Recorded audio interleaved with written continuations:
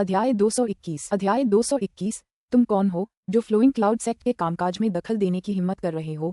भूरे रंग के वस्त्र पहने उस व्यक्ति की आंखों में उदासी छाई हुई थी। उसने गाड़ी को ध्यान से देखा और ठंडे स्वर में बोला। धूसर वस्त्र पहने वह व्यक्ति मूर्ख नहीं था। हालांकि उसने यह नहीं देखा कि उसका तीखा तीर कैसे विक्षेपित हुआ, लेकिन इस आधिकारिक सड़क पर आगे चल रही गाड़ी के अलावा और कोई नहीं था। इसके अलावा उसने पहले ही गाड़ी में बैठी छोटी बच्ची को बहन जाओ कहते हुए स्पष्ट रूप से सुना था। जाहिर है वे सामने खड़ी लड़की को जानते थे, इसलिए पूछताछ के दौरान उन्होंने एक गुप्त इशारा किया जिससे उनके अनुयायियों को धीरे धीरे उन्हें घेरने का संकेत मिला। लू किंग और अन्य लोगों ने स्वाभाविक रूप से उस व्यक्ति की छोटी छोटी हरकतों पर ध्यान दिया, लेकिन उन्होंने इसकी परवाह नहीं की। मागो तुरंत झाओ कियानलिन के पास गई, जो थकान से जमीन पर गिर पड़ी थी। मिस झाओ, क्या आप ठीक हैं? मैं ठीक हूँ। झाओ कियानलिन के चेहरे पर आपदा से बचने की राहत और चिंता दोनों के भाव थे। हीरो माँ, आपको मुझे नहीं बचाना चाहिए था। ये फ्लोइंग क्लाउड सेक्ट के शिष्य हैं जो हमारे पीछे पड़े हैं। मुझे बचाकर आप उनके क्रोध को आमंत्रित करेंगे। कोई बात नहीं, तुम्हें अभी भी चोटें हैं। मैं तुम्हें वहां ले चलता हूं ताकि मेरे मालिक तुम्हें देख सकें। मागो बिल्कुल भी विचलित नहीं हुआ। उसने झाओ कियानलिन को सहारा दिया और सीधे गाड़ी की ओर चल पड़ा, मौत की तलाश में। ये देखकर कि दूसरी तरफ से न केवल कोई प्रतिक्रिया नहीं मिली, बल्कि उसके सामने ही लड़की को ले जाने का साहस किया गया, ग्रे रंग के कपड़े पहने व्यक्ति को तुरंत गुस्सा आ गया। बिना कुछ कहे उसने फिर से धनुष खींचा और मागो की पीठ पर एक तीर चलाया। डिंग! मागो बिना हिले डुले एक हाथ से झाओ कियानलिन को पकड़े हुए था और दूसरे हाथ से उसने अपनी छुरी निकाली और तीर को काट दिया। हम मागो को इतनी आसानी से अपने तीखे तीर को रोकते देख भूरे रंग के वस्त्र पहने व्यक्ति की आंखें सिकुड़ गईं। उसे महसूस हो रहा था कि मागो का साधना स्तर उसके जितना ऊंचा नहीं था, केवल टेंडन्स एंड बोन्स क्षेत्र में ही था, लेकिन उनकी चाकू चलाने की कला बेहद उत्कृष्ट थी, अन्यथा वे इतनी आसानी से तीर को नहीं रोक पाते। एक ही वार में तीर को रोकने के बाद मागो रुकी नहीं और उसने झाओ कियानलिन को सहारा देते हुए वापस गाड़ी तक ले जाना जारी रखा। वृद्ध डॉक्टर चेन, युवा मास्टर लू। झाओ कियानलिन को कृतज्ञता और शर्म दोनों महसूस हुई। सुबह जब वे निकले तो उन्होंने आत्मविश्वास से विदाई ली थी। उन्हें यह उम्मीद नहीं थी कि पलक झपकते ही बूढ़ा डॉक्टर उन्हें फिर से बचा लेगा। इसके अलावा इस बार वे बूढ़े डॉक्टर और उसके साथियों को भी फंसाएंगे, जिससे फ्लोइंग क्लाउड संप्रदाय का प्रकोप उन पर भड़क उठेगा। पहले कुछ मत बोलो, मुझे तुम्हारी चोटें देखने दो। बूढ़े डॉक्टर ने झाओ कियानलिन को धन्यवाद देने से रोक दिया और उसकी चोटों की जांच शुरू कर दी। जांच के बाद उसे उसके शरीर पर तलवार के 3 घाव मिले, एक उसकी कमर पर, एक उसके पेट पर और एक उसके कंधे पर। प्रत्येक घाव इतना गहरा था कि हड्डी दिखाई दे रही थी, जो काफी गंभीर थे। उसके लिए यहाँ बेहोश होने तक हिम्मत बनाए रखना वाकई आसान नहीं था। पहले ये दवा ले लो। बूढ़े डॉक्टर ने झाओ कियानलिन के मुंह में खून की कमी पूरी करने वाली गोली डाल दी। फिर उसने शियाओ यान से कहा, शियाओ यान, बहन झाओ को अंदर ले जाओ और सुनहरे मरहम से उनके घावों पर पट्टी बांध दो। झाओ कियानलिन एक लड़की थी, इसलिए लू किंग और अन्य लोग उसे दवा नहीं लगा सकते थे। सौभाग्य से पिछले 2 वर्षों में जियाओ यान ने बूढ़े डॉक्टर से चिकित्सा संबंधी बहुत सारा ज्ञान प्राप्त कर लिया था और वह साधारण घावों पर पट्टी बांधना जानती थी। समझा? शियाओ यान ने मधुरता से जवाब दिया और वह झाओ कियानलिन की मदद करने ही वाली थी। बूढ़े डॉक्टर चेन, नहीं, आपको जल्दी से यहाँ से निकल जाना चाहिए। ये लोग बेहद क्रूर हैं। अभी अभी शहर में इन्होंने आधे लोगों को मार डाला। ये जानवर से भी बदतर हैं। झाओ कियानलिन की बात बीच में ही रुक गई जब बूढ़े डॉक्टर ने कहा, आपने कहा कि उन्होंने आगे वाले कस्बे में आधे लोगों को मार डाला?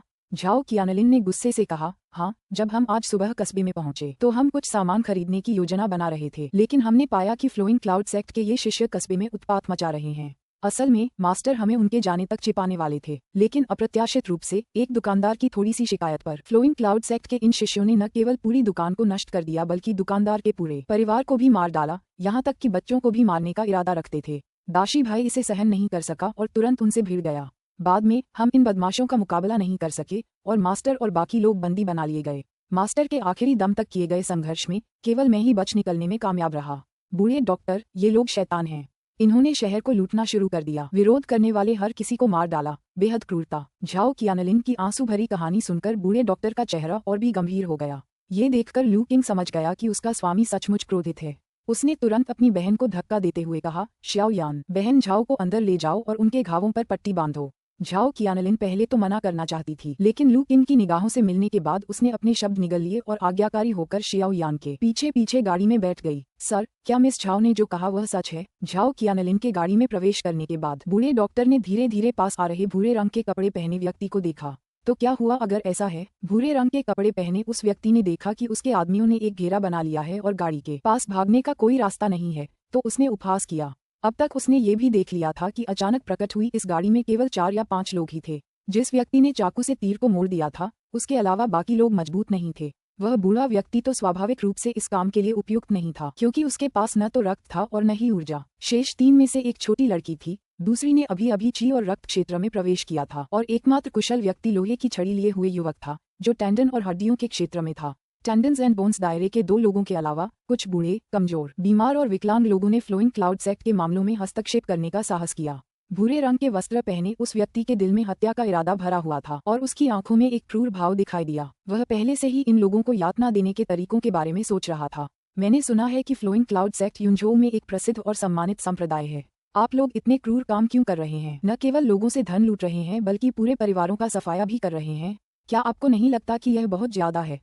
बूढ़े डॉक्टर ने कड़े स्वर में कहा।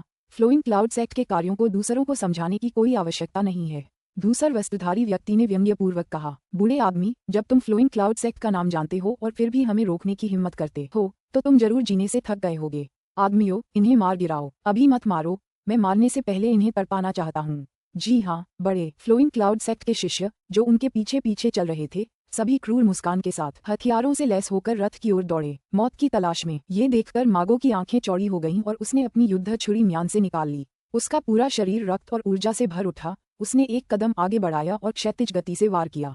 बूम! मागो के पूर्ण बल से किए गए विस्फोट के तहत इस वार की शक्ति अपार थी जिसने आक्रमणकारी फ्लोइंग क्लाउड्स एक्ट के शिष्यों को तुरंत पीछे हटने पर मजबूर कर दिया। एक ही वार में 10 लोगों को पीछे धकेलने के बाद मागो के हृदय में वीरता का भाव उमड़ आया। उसने एक कदम और आगे बढ़ाया और फिर से वार किया। इस बार उसने पीछे हट रहे फ्लोइंग क्लाउड्स एक्ट के शिष्यों में से एक को सीधे निशाना बनाया और ऊपर से इतनी ताकत से वार किया मानो पहाड़ को 2 भागों में बांट दिया हो। उस वार की शक्ति इतनी प्रबल थी कि उसने फ्लोइंग क्लाउड्स एक्ट के शिष्य का साहस चकनाचूर कर दिया। घबराहट में वह केवल अपना हथियार उठा सका, लेकिन अगले ही पल वह बुरी तरह हिल गया। उसके मुंह से खून निकलने लगा और वह अपने हथियार के साथ ही दूर जा गिरा। एक ही वार में एक प्रतिद्वंद्वी को ढेर करने के बाद भी मागो नहीं रुका।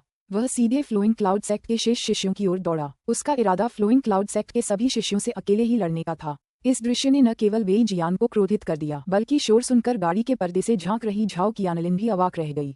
उपन्यासों के अध्यायों को शीघ्र और सर्वोत्तम गुणवत्ता में पढ़ने के लिए गूगल पर fire.net वेबसाइट खोजें। अध्याय 222 आधिकारिक मार्ग पर मागो ने एक तलवार लहराई और 10 से अधिक शिष्यों के खिलाफ भयंकर लड़ाई लड़ी। संख्या में कम होने के बावजूद उसने अपनी तलवारबाजी की तकनीकों से उन शिष्यों को दबा दिया जिससे वे लगातार पीछे हटने के लिए मजबूर हो गए। इस दृश्य ने न केवल वेई जियान को क्रोधित कर दिया बल्कि झाओ कियानलिन को भी अवाक कर दिया। उसने कभी कल्पना भी नहीं की थी कि दिखने में दुबला पतला और शांत रहने वाला वह नौकर जो बारिश के दौरान हर दिन मंदिर में लकड़ी काटता और घोड़ों को चारा खिलाता था, इतनी जबरदस्त युद्ध कला में निपुण था। वह अकेले ही फ्लोइंग क्लाउड संप्रदाय के 10 से अधिक शिष्यों का मुकाबला कर सकता था। उन शिष्यों में से कुछ ऐसे भी थे जिनकी साधना का स्तर मागो से कम नहीं था और वे भी टेंडन और बोन्स क्षेत्र के शिखर तक पहुंच चुके थे। फिर भी मागो की तलवारबाजी की तकनीकों के आगे वे टिक नहीं पाए, जो कि बिल्कुल अविश्वसनीय था। मागो की माउंटेन और सी ब्लेड तकनीकें वाकई प्रभावशाली हैं। उनमें सीनियर वेई की शैली की झलक साफ दिखती है। समय के साथ वह ग्रैंडमास्टर के स्तर तक पहुंच सकता है। लू किंग ने मागो का प्रदर्शन देखते हुए प्रशंसा व्यक्त की। मागो जिस तलवारबाजी तकनीक का इस्तेमाल कर रहा था वह वेई शानहाई द्वारा सिखाई गई थी, जिसे माउंटेन एंड सी ब्लेड के नाम से जाना जाता है। यह एक ग्रैंडमास्टर स्तर की तलवारबाजी तकनीक थी जिसे वेई शानहाई ने पूर्वलोक में कदम रखने से पहले अपनी खुद की शिक्षाओं को मिलाकर बनाया और परिपूर्ण किया था। वेई जियान के गुरु के रूप में मागो पिछले 2 वर्षों से वेई परिवार के विला में रह रहे थे और वेई जियान की साधना का मार्गदर्शन और पर्यवेक्षण कर रहे थे। वेई शानहाई, जो अक्सर विला में आते थे, मागो की लगन से प्रभावित हुए और उन्होंने मनमौजी ढंग से उन्हें अपनी प्रसिद्ध तलवारबाजी की तकनीक सिखाई। वह कभी कभी मागो को कुछ सुझाव भी देता था, यहाँ तक कि लू किंग भी कभी कभी मागो को अभ्यास करते देखकर अपने विचार साझा करता था। तलवारों के इरादे को समझने वाले इन 2 महान उस्तादों के मार्गदर्शन से मागो की तलवारबाजी की तकनीक पिछले 2 वर्षों में बहुत तेजी से विकसित हुई है।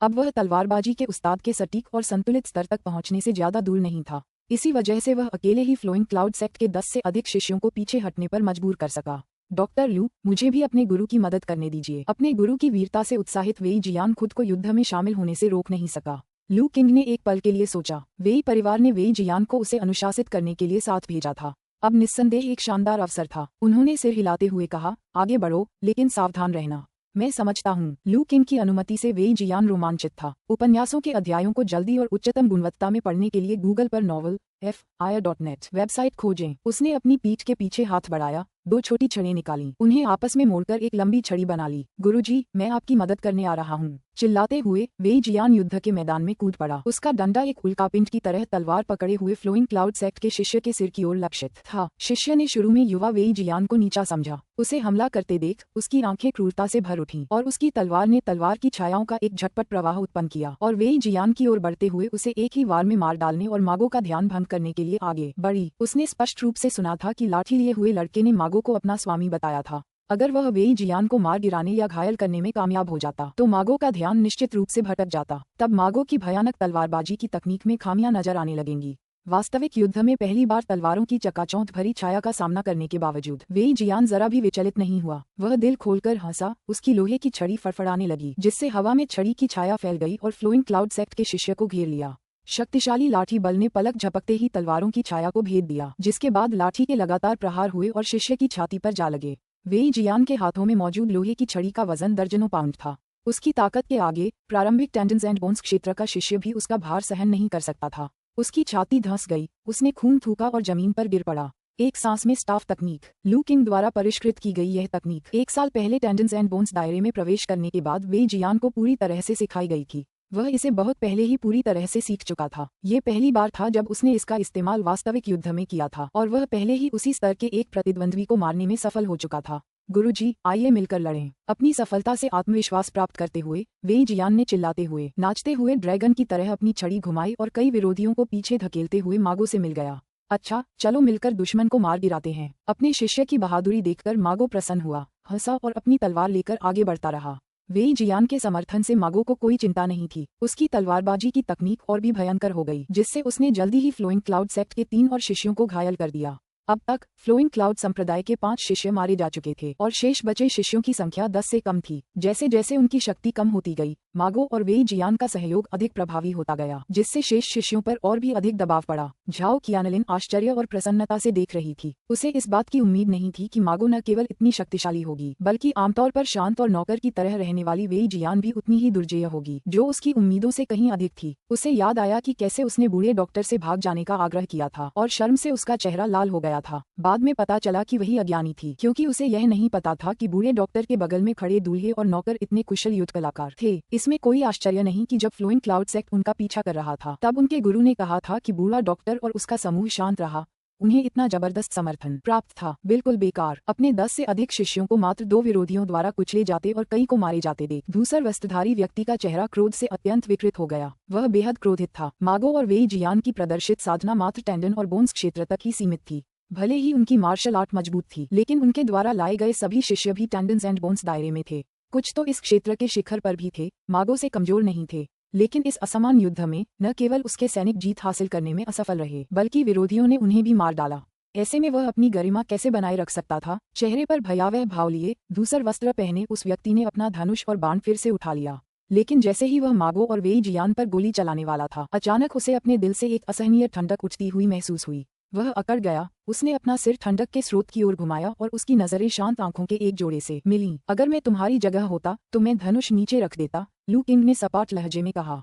धूसर वस्त्र पहने हुए व्यक्ति ने लू किंग को खाली निगाहों से देखा। उसके शरीर में ठंडक सी दौड़ गई। अब उसे समझ आ गया था कि देखने में कम साधना स्तर वाला और हानिरहित लगने वाला लू किंग वास्तव में एक भयानक व्यक्तित्व था। अन्यथा आंतरिक अंगों के विशेषज्ञ होने के नाते वह महज एक नजर से ही भय से कांप नहीं उठता। उसने लोहे पर प्रहार किया था। हालांकि वह यह नहीं समझ पा रहा था कि युवा दिखने वाले लू किंग से उसे इतना भयानक एहसास क्यों हो रहा था। फिर भी धूसर वस्त्रधारी व्यक्ति को अपनी निपुण योद्धा प्रवृत्ति पर पूरा भरोसा था। ये लोग उतने आसान लक्ष्य नहीं थे जितना उसने शुरू में सोचा था। वे वास्तव में अविश्वसनीय रूप से दुर्जेय थे। पलायन। ये समझते ही धूसर वस्त्रधारी व्यक्ति ने तुरंत निर्णय लिया। उसने तुरंत अपने अभी भी लड़ रहे शिष्यों की अनदेखी की और अपने फुर्तीले पैरों का इस्तेमाल करते हुए तेजी से भाग गया। उसने बिना लड़ाई किए भागने का विकल्प चुना। अध्याय 223। बुजुर्ग। यह अचानक बदलाव अप्रत्याशित था। किसी ने भी यह अनुमान नहीं लगाया था कि ग्रे रंग के कपड़े पहने वह व्यक्ति जो किनारे से उनका समर्थन कर रहा था, अचानक भाग जाएगा। मागो, जो लगातार उससे बचाव कर रही थी, न केवल आश्चर्यचकित थी, बल्कि फ्लोइंग क्लाउड संप्रदाय के शिष्य भी अत्यधिक आश्चर्यचकित थे। उन्होंने मागो की भयानक तलवारबाजी का सामना करते हुए बिना पीछे हटे इतनी बहादुरी से लड़ाई लड़ी। ये सब इसलिए संभव हुआ क्योंकि वे अपने पीछे खड़े बुजुर्ग पर भरोसा करते थे।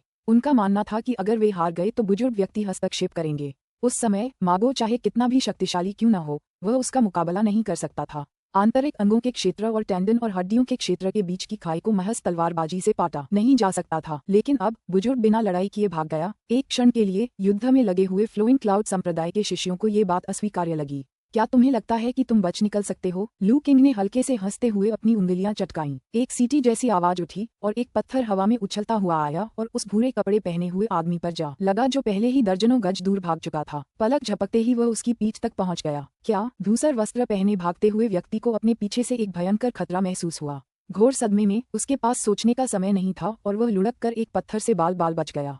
बूम! पत्थर सड़क से टकराया, उसकी अपार शक्ति से जमीन में एक गड्ढा बन गया। धूसर वस्त्र पहने उस व्यक्ति की पुतलियां अचानक सिकुड़ गईं। एक छोटे से पत्थर में इतनी शक्ति होती है, अगर वह उसे लग जाए तो क्या होगा? हालांकि राहत महसूस करने से पहले ही उसका शरीर अचानक कांप उठा। अविश्वास से उसने अपना सिर नीचे करके अपनी छाती की ओर देखा। फिर उसने अपनी छाती में आगे और पीछे एक बड़ा छेद देखा। उसका दिल चकनाचूर हो गया था। तभी हवा के झोंकों की दूसरी लहर उसके कानों तक पहुंची। धूसर वस्त्र पहने उस व्यक्ति ने अविश्वास से भरी आंखों से लू किंग की ओर देखा। गुप्त हथियारों में आपकी कुशलता इस स्तर तक पहुंच गई है कि आपके द्वारा फेंका गया पत्थर ध्वनि से भी तेज है। आप केवल ची और रक्त के स्तर पर ही नहीं हो सकते, एक सच्चा गुप्त हथियार विशेषज्ञ भी इसे हासिल नहीं कर सकता। आप कौन हैं? Alpha she epsilon. हालांकि उसका दिल नष्ट हो गया था, लेकिन आंतरिक अंगों के क्षेत्र की प्रबल जीवन शक्ति से युक्त धूसर वस्त्रधारी व्यक्ति की तुरंत मृत्यु नहीं हुई। वह अपनी सांस रोककर बैठा था। लू किंग की असली पहचान जानना चाहता था, अन्यथा वह असंतुष्ट ही मर जाएगा। मरते हुए व्यक्ति को इतने सारे सवाल नहीं पूछने चाहिए। लू किंग को उस नीच के सवाल का जवाब देने में कोई दिलचस्पी नहीं थी। उंगली के एक झटके से एक और पत्थर निकला और भूरे कपड़े पहने उस आदमी के माथे को भेद गया। इस घातक प्रहार से घायल होकर भूरे वस्त्र पहने वह व्यक्ति अब और टिक नहीं सका। उसका शरीर कांप उठा और वह जमीन पर गिर पड़ा। उसकी आंखें खुली हुई थीं, जो उसकी अनिच्छा और भय को दर्शा रही थीं। ज्येष्ठ आंतरिक अंगों के क्षेत्र की छोटी सी उपलब्धि प्राप्त कर चुके उस बुजुर्ग को इस प्रकार मरते हुए देखकर, इसके अलावा उनकी मृत्यु कुछ साधारण पत्थरों के नीचे दबकर हुई। फ्लोइंग क्लाउड संप्रदाय के शेष शिष्य भयभीत हो गए। लू किंग को भय से देखते ही उनके दिल टूट गए। अगर मागो और वेई जियान ने उन्हें बुरी तरह से न जकड़ा होता तो वे भाग गए होते, लेकिन सदमे के चलते उनकी लड़ने की भावना बुरी तरह से गिर गई और उनकी मार्शल आर्ट अव्यवस्थित हो गई। मागो और वेई जियान इतनी बड़ी खामी को नजरअंदाज नहीं कर सकते थे। पलक झपकते ही उन्होंने घातक हमले शुरू कर दिए और फ्लोइंग क्लाउड संप्रदाय के बचे हुए शिष्यों को सब्जियों की तरह काट डाला। ये सब कुछ पल भर में ही हो गया। जब आधिकारिक सड़क पर शांति लौटी, तब तक जमीन लाशों और बहते खून से लथपथ हो चुकी थी। इस दुखद दृश्य को देखकर बूढ़े डॉक्टर ने आह भरी और कुछ नहीं कहा। हालांकि उसे हत्या करना नापसंद था, लेकिन वह जानता था कि जो लोग आम नागरिकों का भी कत्लेआम करते हैं और बच्चों को भी नहीं बख्शते, उनके लिए समझाना बुझाना बेकार था। हत्या रोकने का सबसे अच्छा तरीका हत्या ही था। झाओ कियानलिन तो पूरी तरह से स्तब्ध रह गई। उसने अविश्वास भरी निगाहों से जमीन पर पड़े शवों को देखा। यह विश्वास करना कठिन था कि फ्लोइंग क्लाउड संप्रदाय के वे सभी शिष्य, जिन्होंने उसे अंतहीन निराशा दी थी, मागो और अन्य लोगों द्वारा पल भर में मार दिए गए थे। आखिरकार वे टेंडन्स एंड बोन्स दायरे के 10 से अधिक योद्धा थे, विशेषकर धूसर वस्त्रधारी व्यक्ति, जो आंतरिक अंगों के क्षेत्र का एक शक्तिशाली योद्धा था। यहाँ तक कि उसके स्वामी को भी उसकी तलवार से चोट लगी थी, लेकिन अभी अभी लू शियालांगजुन ने 3 पत्थरों से उसकी हत्या कर दी। इस अविश्वसनीय दृश्य को देखकर झाओ कियानलिन को आश्चर्य हुआ कि क्या वह सपना देख रही थी। हा, युवा स्वामी की गुप्त हथियारों को चलाने की कला में फिर से सुधार हो गया है। आंतरिक अंगों के क्षेत्र के शक्तिशाली योद्धा भी आपके एक पत्थर का सामना नहीं कर सकते। दुश्मन को बिना खरोंच तक पहुंचाए नष्ट करने के बाद मागो दिल खोलकर हंसा। उपन्यासों के अध्यायों को जल्दी और उच्चतम गुणवत्ता में पढ़ने के लिए गूगल पर एथर ओवल फायर एथरएट वेबसाइट खोजें। तुमने अच्छा किया, खासकर जियान ने। अगर वेई लाओ कियानवेई को पता चलता तो वह बहुत खुश होते, लू किंग ने मुस्कुराते हुए कहा। प्रशंसा पाकर वेई जियान ने शर्माते हुए अपना सिर नीचे कर लिया, लेकिन लोहे की छड़ पर उसकी पकड़ और मजबूत हो गई। साथ ही वह बहुत उत्साहित महसूस कर रहा था। यह उनकी पहली असली लड़ाई थी, जिससे उन्हें एहसास हुआ कि वे पहले से कहीं ज्यादा मजबूत हो गए हैं। श्याओ यान, क्या तुमने सिस्टर झाओ के घावों पर पट्टी बांध दी है? बूढ़े डॉक्टर ने पूछा।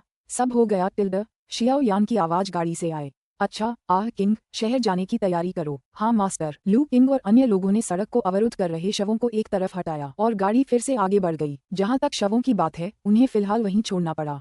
बूढ़ा डॉक्टर कस्बे के नागरिकों को लेकर चिंतित था और शवों से निपटने में समय बर्बाद नहीं कर सकता था। डॉक्टर चेन, क्या हम शहर जा रहे हैं? झाओ कियानलिन ने उत्साह से पूछा। अब तक उसे यह एहसास हो चुका था कि बूढ़े डॉक्टर के नेतृत्व वाला ये समूह अपनी साधारण उपस्थिति के बावजूद वास्तव में कल्पना से परे शक्तिशाली था। जी हाँ, सुश्री झाओ ने पहले बताया था कि फ्लोइंग क्लाउड संप्रदाय के शिष्य शहर में अंधाधुंध नरसंहार कर रहे हैं। हमें उन्हें रोकना होगा। बूढ़े डॉक्टर ने सिर हिलाया। कृपया डॉक्टर चेन, मेरे गुरु, बड़े भाइयों और छोटी बहनों को बचा लीजिए। उन्हें फ्लोइंग क्लाउड संप्रदाय के युवा संप्रदाय प्रमुख ने बंदी बना लिया है और उन्हें बहुत यातनाएं दी गई होंगी। अगर हमें जाने में देर हुई तो वे शायद हार मान लें। झाओ कियानलिन ने विनती की, बेशक हमारा मास्टर फॉर्म के साथ एक रिश्ता है और हम उन्हें कष्ट नहीं सहने देंगे।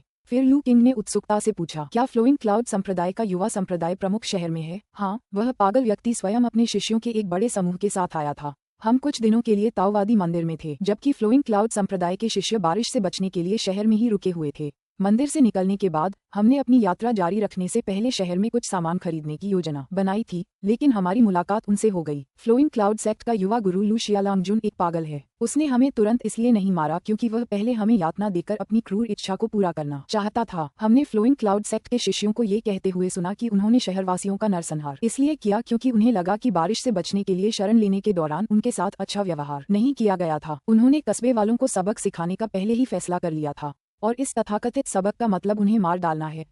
लू किंग का चेहरा शांत हो गया। हाँ, भाई दाशी खुद को रोक नहीं पाए और उनसे लड़ने लगे। लू किंग ने सामने स्थित कस्बे की ओर देखा और कुछ नहीं कहा, लेकिन झाओ कियानलिन को अपने शरीर में एक सिहरन महसूस होने लगी। उसे डर नहीं लग रहा था, बल्कि उसे उत्साह का अनुभव हो रहा था। उसने दृढ़ निश्चय के साथ कस्बे की ओर देखा और मन ही मन सोचा, गुरुजी, छोटी बहनों, थोड़ा और धैर्य रखिए। मैं डॉक्टर चेन और बाकी लोगों को आपको बचाने के लिए ला रही हूँ। स्थिति की गंभीरता को देखते हुए मागो ने आराम से गाड़ी नहीं चलाई बल्कि घोड़ों को तेजी से आगे बढ़ने के लिए प्रेरित किया। जल्द ही वे कस्बे के प्रवेश द्वार पर पहुंच गए। उनके अंदर प्रवेश करने से पहले लू किंग और अन्य लोगों को खून की तेज गंध महसूस हुई। कस्बे के प्रवेश द्वार पर कई शव पड़े थे। उनके सिर और शरीर अलग हो गए थे और दृश्य भयावह था। अध्याय 224 गुरुजी, युवा गुरुजी, ये तो कस्बे के निवासी प्रतीत होते हैं। मागो शवों की जांच करने के लिए आगे बढ़ा और रिपोर्ट देने के लिए वापस लौट आया। हाँ, बूढ़े डॉक्टर ने सिर हिलाया, उनका चेहरा थोड़ा गंभीर था। चलो अंदर चले। कस्बे में प्रवेश करते ही गाड़ी चरमरा उठी। इस समय किंगफेग शहर तबाही के मंजर में था। कभी चहल पहल से भरा रहने वाला ये शहर अब सन्नाटे में डूबा हुआ था। दूर दूर तक कोई नजर नहीं आ रहा था। सड़कें औंधे मुंह पड़ी लाशों से भरी पड़ी थीं। हर जगह खून के लाल धब्बे बिखरे हुए थे, जिनमें से कुछ पहले से ही गहरे होते जा रहे थे। इस भयावह दृश्य ने बूढ़े डॉक्टर के चेहरे को और भी बदसूरत बना दिया। सौभाग्यवश उसे यह आभास हो गया कि सड़क के दोनों ओर के घरों में अभी भी कई जीवित प्राणी छिपे हुए थे, जो बाहर आने से बहुत डरे हुए थे। ये जानकर कि फ्लोइंग क्लाउड सेक्ट के शिष्यों ने वास्तव में पूरे शहर का नरसंहार नहीं किया था, उसे थोड़ी राहत महसूस हुई। लेकिन बूढ़े डॉक्टर का चेहरा गंभीर बना रहा जब उन्होंने शहर की सबसे ऊंची इमारत को ठंडी निगाहों से देखा।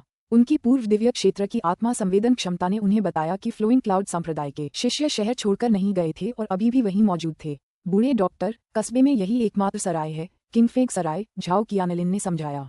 चलिए वहीं चलते हैं, बूढ़े डॉक्टर ने सपाट स्वर में कहा। लेकिन लू किंग जानता था कि इस बार उसका स्वामी सचमुच क्रोधित है। गाड़ी तुरंत सराय की ओर चल पड़ी। जैसे ही वे किंगफेग सराय के पास पहुंचे, उन्हें अंदर से कोड़े मारने और जोर जोर से हंसने की आवाज सुनाई दी। हा, चीखो, मुझे तुम्हारी चीख सुनने दो। तुम कितने बहादुर हो, कुछ ही वार के बाद तुम इसे क्यों नहीं सह सकते? आपको पता होना चाहिए, आपके गुरु ने 100 से अधिक कोड़े खाए बिना बेहोश हुए। आपके दोनों छोटे भाइयों ने भी दर्जनों कोड़े खाए, जब तक कि वे और सहन नहीं कर सके और बेहोश हो गए। तुम इतने निकम्मे क्यों हो? सराय से एक अभिमानी आवाज आई। अजीब बात ये थी कि केवल कोड़े मारने की आवाज आ रही थी, दर्द से चीखने की कोई आवाज नहीं थी। अच्छा, तुम्हारी जबान तो बड़ी सख्त है ना? कोई उस छोटी बच्ची को बाहर लाओ। मैं देखना चाहता हूँ कि जब उसकी सबसे प्यारी छोटी बहन उसके सामने अपमानित हो रही हो, तब भी वह अनजान बनने का नाटक कर सकता है या नहीं। अहंकार भरी आवाज फिर से सुनाई दी, जिसके बाद कई चीखें सुनाई दी। उसी समय अत्यधिक क्रोध से भरी एक आवाज दहाड़ उठी, तुम बदमाश, मेरी छोटी बहन को छोड़ दो, रॉय को छोड़ दो। एक कमजोर आवाज ने भी पुकारा। बूढ़े डॉक्टर, ये मेरे गुरु, सीनियर ब्रदर दाशी और मेरी छोटी बहन की आवाजें हैं। ये सुनकर झाओ कियानलिन के चेहरे का भाव एकदम बदल गया। मैगो, बूढ़े डॉक्टर ने सख्ती से कहा। मागो समझ गया और उसने तुरंत लगाम खींचकर गाड़ी की रफ्तार बढ़ा दी।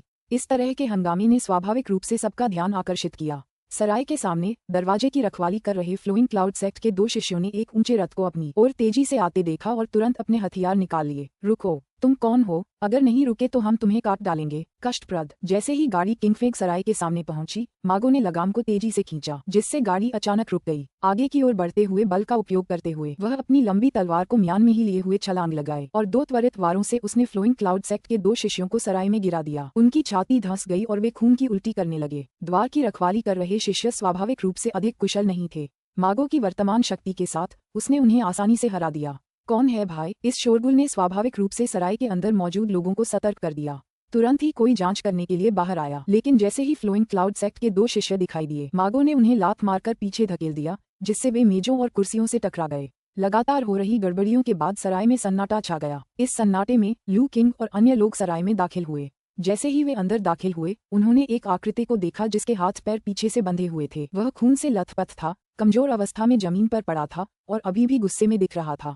उसके बगल में एक और आकृति खड़ी थी जिसका शरीर कोड़ों के निशानों से ढका हुआ था और वह हठपूर्वक खड़ी थी। उनके सामने आलीशान कपड़े पहने एक भयावह दिखने वाला युवक एक बंधी हुई युवती को पकड़े हुए था। कोने में 7-8 लाशें ढेर थीं। जाहिर तौर पर वे सराय के मालिक और कर्मचारी थे, लेकिन उनमें से एक छोटी सी आकृति ने लू किंग और अन्य लोगों का ध्यान आकर्षित किया। गुरुजी, बड़े भाई दाशी, छोटी बहन झाओ कियानलिन ने शोक में चीख मारी। उपन्यासों के अध्यायों को जल्दी और सर्वोत्तम गुणवत्ता में पढ़ने के लिए गूगल पर नॉवल aya.net वेबसाइट खोजें। जमीन पर पड़ा हुआ कमजोर सा दिखने वाला व्यक्ति फोंग ताओ के अलावा और कोई नहीं था। छोटी बहन कियानलिन, क्या तुम्हें भी पकड़ लिया गया था? दाशी पहले तो झाओ कियानलिन को देखकर चौंक गया, लेकिन जब उसने लू किंग और अन्य लोगों को देखा तो उसका चेहरा एकदम बदल गया। क्या तुमने बूढ़े डॉक्टर और बाकी लोगों को भी इसमें घसीटा है? बहन, युवा स्वामी लू, बूढ़े डॉक्टर, फोंग रू ने भी चिल्लाकर कहा। मास्टर फोंग, हम फिर मिलेंगे, लू किंग ने सिर हिलाया। बूढ़े डॉक्टर चेन, युवा मास्टर लू, आप भी पकड़े गए थे? फोंग ताओ ने हैरानी से देखा। गुरुजी, नहीं, बूढ़ा डॉक्टर और बाकी लोग हमें बचाने आए हैं। झाओ कियानलिन चिल्लाया। हमें बचाओगे? फोंग ताओ को इस बात पर यकीन करना मुश्किल लग रहा था, लेकिन उसे तुरंत एहसास हुआ और वह चिल्लाया, बूढ़े डॉक्टर, ये लोग बहुत शक्तिशाली हैं।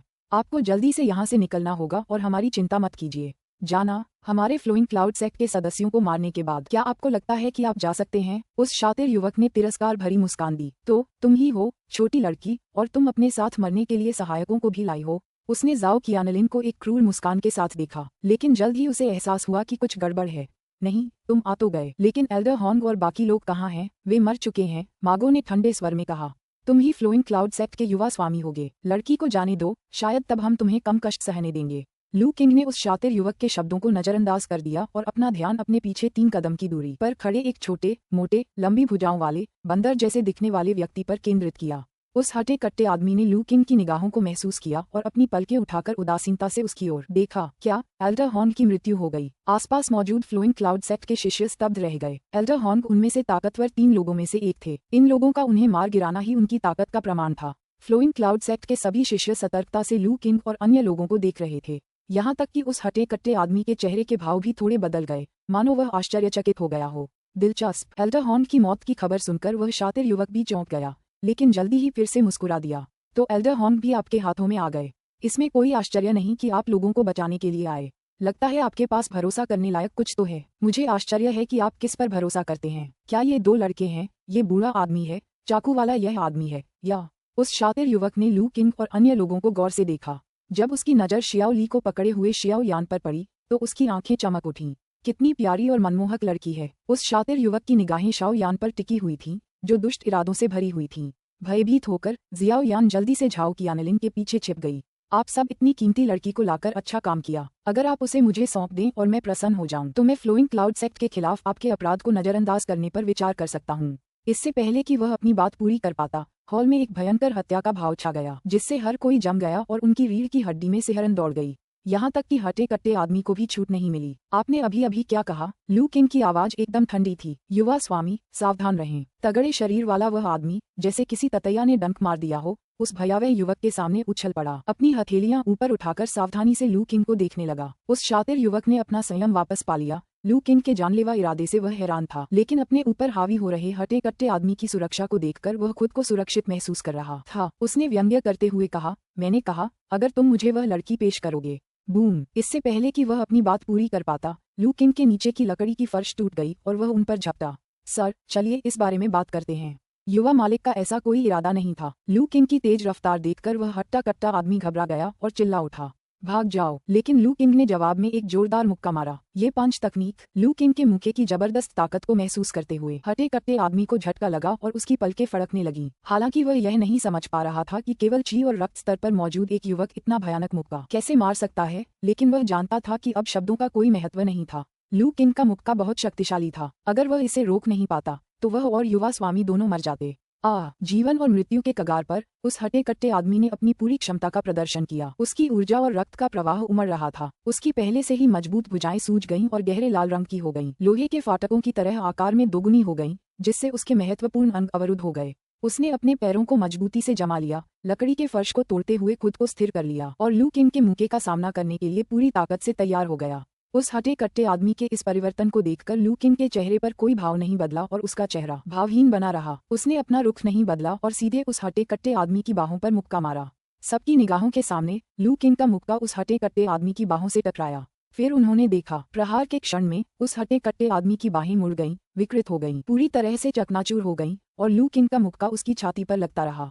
बूम! पूरी ताकत से मुक्का मारते हुए लू किंग की शक्ति उस हटे कट्टे आदमी पर पूरी तरह से टूट पड़ी। उनकी लंबाई में अंतर के कारण लू किंग का मुक्का ऊपर से नीचे की ओर लगा। नतीजा ये हुआ कि वह हट्टा कट्टा आदमी दूर नहीं गिरा बल्कि जमीन पर जम गया।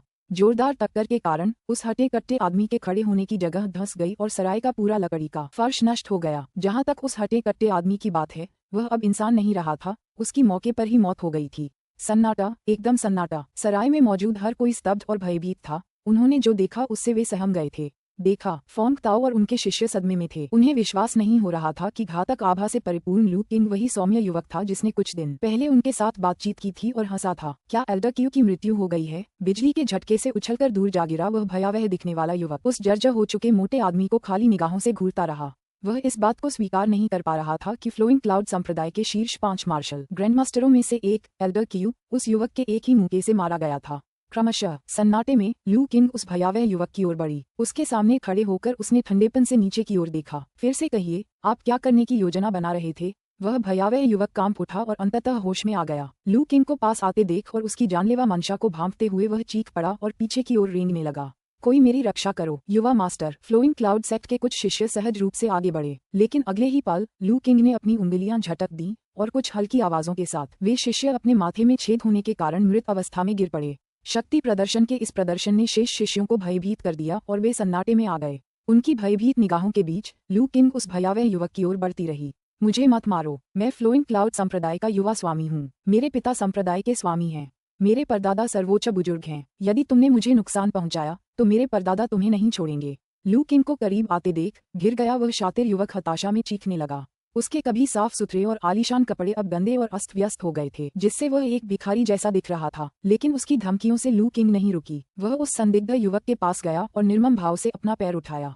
लू किंग के जानलेवा इरादे को भांपते हुए उस शातिर युवक को पता था कि उसे बख्शा नहीं जाएगा। उसने लू किंग को घृणा से घूरते हुए कहा, तुम नीच लोग, मुझे मारने की हिम्मत कैसे करते हो? मेरे परदादा स्वर्गलोक में हैं। अगर मैं मर गया तो तुम सब, तुम्हारे परिवार वाले, यहाँ तक कि इस शहर के सभी लोग मेरे साथ ही दफन हो जाएंगे। टकराना। अपनी गालियों के बीच लू किंग ने अपना पैर जोर से पटका, जिससे उसका सिर उसकी छाती में जा टकराया और उसकी तुरंत मौत हो गई। अध्याय 225 रेस्तरां में सन्नाटा छा गया। लू किंग को उस स्त्री समान युवक को एक पैर से कुचलते देख फ्लोइंग क्लाउड सेक्ट के बाकी सभी शिष्य कांप उठे। फोंग ताओ और उसके शिष्य समान रूप से भयभीत थे। यहाँ तक कि मागो और वेई जियान भी लू किंग से निकलने वाली घातक आभा से कुछ हद तक अचंभित और चौंक गए थे। हालांकि वे समझ गए थे कि लू किंग इतनी क्रोधित क्यों थी। श्याओ यान लू किंग की विपरीत तराजू थी। फ्लोइंग क्लाउड संप्रदाय के युवा स्वामी ने उसका अपमान करने और यहाँ तक कि उसके प्रति घृणित इरादे रखने का साहस किया। यह मृत्यु को दावत देने के समान था। इसके अलावा रास्ते में घटी दुखद घटनाओं का जिक्र करना भी जरूरी है, जिन्होंने लू किंग के गुस्से को और भड़का दिया था। उसे न मारना असामान्य बात होगी। हालांकि लू किंग द्वारा चुने गए क्रूर तरीके ने उन्हें थोड़ा आश्चर्यचकित कर दिया। आखिरकार जियाओ यान अभी भी वहीं थी। सौभाग्यवश बूढ़े डॉक्टर ने पहले ही शियाओ यान की आंखों को ढक दिया था, वरना कौन जानता है कि छोटी बच्ची को रात में बुरे सपने आते या नहीं। उस विकृत स्त्री जैसे दिखने वाले युवक को देखकर फ्लोइंग क्लाउड सेक्ट के सभी शिष्य कांपने लगे। उनके दिल अत्यधिक भय से भर गए। वे न केवल लू किंग की निर्ममता से भयभीत थे, बल्कि इस बात से भी अवगत थे कि युवा गुरु की मृत्यु के साथ फ्लोइंग क्लाउड संप्रदाय को एक बड़े उथल पुथल का सामना करना पड़ेगा। संप्रदाय के नेता और महागुरु निस्संदेह क्रोधित होंगे, जिससे युनझोउ में अफरा तफरी मच जाएगी। इसके अलावा चूंकि शिष्य युवा गुरु की रक्षा करने में विफल रहे, इसलिए उन्हें ही अंततः दोष का सामना करना पड़ेगा। संप्रदाय के नेता की सामान्य सख्ती और ग्रैंड एल्डर की कठोरता के बारे में सोचकर फ्लोइंग क्लाउड संप्रदाय के सभी जीवित शिष्य कांपने लगे। लेकिन जल्द ही उन्हें इस बात की चिंता करने की जरूरत नहीं रही, क्योंकि लू किंग का उन्हें जाने देने का कोई इरादा नहीं था। उस स्त्री समान दिखने वाले युवक को कीड़े की तरह कुचलने के बाद लू किंग ने अपनी निगाहें फ्लोइंग क्लाउड सेक्ट के शेष शिष्यों की ओर घुमाईं। स्नैप! लू किंग की ठंडी भावहीन निगाहों के नीचे फ्लोइंग क्लाउड सेक्ट के बचे हुए शिष्य कांप रहे थे। कुछ कमजोर इच्छाशक्ति वाले लोग सीधे घुटनों के बल गिर पड़े। युवा नायक, हमें बख्श दो। हम तो बस युवा स्वामी के आदेशों का पालन कर रहे थे। हमारे पास कोई विकल्प नहीं था। हाँ, नौजवान हीरो, हमें मजबूर किया गया था। अगर हमने आदेशों का पालन नहीं किया तो हम सबसे पहले मरेंगे।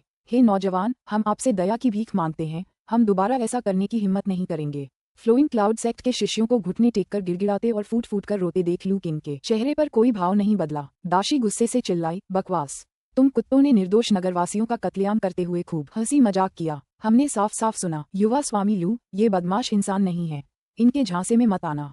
फ्लोइंग क्लाउड सेक्ट के शिष्यों के शरीर अकड़ गए। वहां खड़ी उस छोटी लड़की के बारे में क्या? लू किंग ने ठंडे स्वर में पूछा। उसकी आवाज बर्फीली थी। फ्लोइंग क्लाउड सेक्ट के शिष्य कांप उठे और एक मनगढ़ंत कहानी बनाने के बारे में सोचने लगे, लेकिन लू किंग की उदासीन आंखों को देखकर उनके दिल में एक सिहरन दौड़ गई। ये युवा मालिक था। युवा मालिक को युवा लड़कियों का शोषण करने की आदत थी। वह लड़की इस सराय के मालिक की पोती है। युवा मालिक ने उसे आज देखा और शिष्य की आवाज कमजोर होती गई, लेकिन उस बातचीत के विषय ने सभी के रोंगटे खड़े कर दिए। ये तो जानवर है, यह इंसान नहीं है, हरामी। झाओ कियानलिन और फोंग रू ने तुरंत ही अभिशाप व्यक्त किया। मागो और बाकी लोग गुस्से से भर गए थे, यहाँ तक कि बूढ़े डॉक्टर के चेहरे पर भी जानलेवा भाव थे। उपन्यासों के अध्यायों को जल्दी और सर्वोत्तम गुणवत्ता में पढ़ने के लिए गूगल पर नॉवल aya.net वेबसाइट खोजें। ऐसा नीच व्यक्ति युवा स्वामी बन सकता है? क्या फ्लोइंग क्लाउड संप्रदाय अपने उत्तराधिकारियों को अनुशासित नहीं करता? लू किंग ने ठंडे स्वर में पूछा। युवक गुरु संप्रदाय के नेता के पुत्र और महापुरुष के परपोते हैं। कौन उन्हें चुनौती देने की हिम्मत करेगा? युवा वीर, शहर में नरसंहार करने का सारा आदेश युवक गुरु का ही था। युवा मालिक मनमौजी और क्रूर है। जो भी उसकी अवज्ञा करता है उसे यातना दी जाती है या उसके परिवार को भी फंसाया जाता है। हमने अवज्ञा करने की हिम्मत नहीं की। हम आपकी दया की भीख मांगते हैं, हमें बदलने का एक मौका दीजिए। फ्लोइंग क्लाउड सेक्ट के शेष शिष्यों ने लू किंग के सामने सिर झुकाया। तुम्हें मौका दूं? कस्बे के लोगों को दोबारा जीने का मौका किसने दिया? लू किंग ने प्रणाम करते शिष्यों को देखा, जिनके माथे से खून बह रहा था, और उसने उपहास किया। तुम जैसे नीच लोगों को जीने का कोई हक नहीं है। तुम्हें जल्दी मरने देना ही मेरी सबसे बड़ी दया है। दौड़ना। घुटनों के बल बैठे शिष्यों ने लू किंग के पहले शब्द सुनते ही कुछ गड़बड़ होने का आभास कर लिया। बाकी की बातें सुनकर वे भयभीत हो गए और तुरंत सभी दिशाओं में भाग गए। पलक झपकते ही फ्लोइंग क्लाउड सेक्ट के 1 दर्जन शिष्य दरवाजों और खिड़कियों की ओर दौड़ पड़े। कुछ लोग तो घायल फोंग ताओ और अन्य लोगों की ओर दौड़ पड़े। उनका इरादा उन्हें बंधक बनाने का था। जैसा कि उम्मीद थी, कुत्ते अपना व्यवहार नहीं बदल सकते। लू किंग को उनके कार्यों पर कोई आश्चर्य नहीं हुआ। जब फ्लोइंग क्लाउड सेक्ट के शिष्य भागने लगे तो उसने मुट्ठी भर पत्थर निकाल लिए। स्विश। अपनी कलाई को झटकते ही 1 दर्जन पत्थर ऐसे उड़ गए जैसे कोई देवी फूल बिखेर रही हो। दबी हुई आवाजों के बीच खून हर जगह फैल गया। भाग रहे सभी शिष्यों पर एक साथ हमला हुआ। वे या तो गिर पड़े या जमीन पर लुढ़क गए, जिससे कई मेजें और कुर्सियां टूट गईं। करीब से देखने पर पता चला कि वे सभी लगभग मरणासन अवस्था में थे। पलक झपकते ही लू किंग ने एक अविश्वसनीय काली हथियार तकनीक से उन सभी को मार डाला। एक शव फोंग रू के सामने गिर पड़ा। शिष्य के सिर में पत्थर चुभते हुए और उसमें से धीरे धीरे लाल और सफेद पदार्थ रिसते हुए देखकर लड़की चीखने से खुद को रोक नहीं पाई। पहले वह उस स्त्री समान दिखने वाले युवक के चंगुल में थी। लू किंग के उस घूंसे ने उस छोटे कद के मोटे आदमी को मार डाला, जो बेहद चौंकाने वाला था। उस शक्तिशाली झटके के बावजूद उस स्त्री जैसे दिखने वाले युवक को केवल भागने की चिंता थी, इसलिए उसने फोंग रू को एक तरफ फेंक दिया। इससे फोंग रू सीधे प्रभाव से बच गई और उसे केवल कुछ मामूली चोटें ही आईं। अपने सामने मृत शिष्य को देखकर फोंग रू को अजीब सा महसूस हुआ। उसने इस शिष्य को पहचान लिया। उसने पहले भी उन पर हमला किया था और एक ही वार में उसके पिता को गंभीर रूप से घायल कर दिया था। उसे उम्मीद नहीं थी कि लू किंग एक पत्थर से इतने शक्तिशाली योद्धा को मार डालेगा। आखिर यंग मास्टर लू कौन है और वे इतने शक्तिशाली क्यों हैं? फोंग रू ने लू किंग की ओर देखा। उसका हृदय प्रशंसा और विस्मय से भर गया था। छोटी बहन, क्या तुम ठीक हो?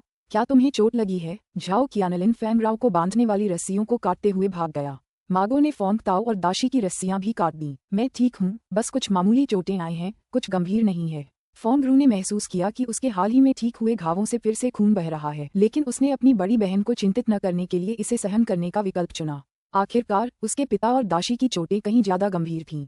छोटी बहन, बड़े भाई वांग और ली कहाँ हैं? वे लकड़ियों के गोदाम में हैं। जब मुझे बाहर निकाला गया तो उन्हें खून से लथपथ हालत में अंदर फेंक दिया गया था।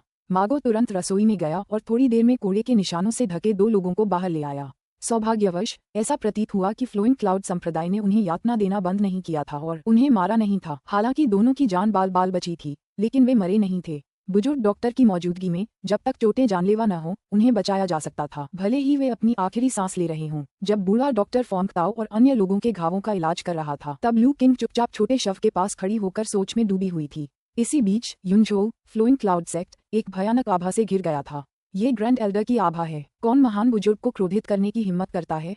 क्या वे मौत को दावत दे रहे हैं? फ्लोइंग क्लाउड सेक्ट के कई शिष्य भय से एक महल की ओर देखने लगे। महल के अंदर एक व्यक्ति गुस्से से भरा हुआ अपने हाथ में टूटे हुए जेड के टोकन को घूर रहा था। जुबान एर मर गई। अध्याय 226 क्या जुबान एर मर गई। एक भयावह आभा बिखेरते हुए एक आकृति ने टूटी हुई जेड की पट्टिका पकड़ रखी थी। उसका चेहरा सदमे और क्रोध से भरा हुआ था। उसके हाथ में जो जेड की पट्टिका थी वह उसने वर्षों पहले एक रहस्यमयी गुफा में किए गए अभियान के दौरान प्राप्त की थी। यह एक दुर्लभ खजाना था जिसकी मदद से वह किसी व्यक्ति के रक्त का सार इसमें प्रवाहित करके उसकी जीवन शक्ति पर नजर रख सकता था। उस समय उन्होंने ऐसी 3 पट्टिकाएं प्राप्त की थीं, जिनमें से एक में उनके सबसे प्रिय परपोते जुबान के रक्त का सार था।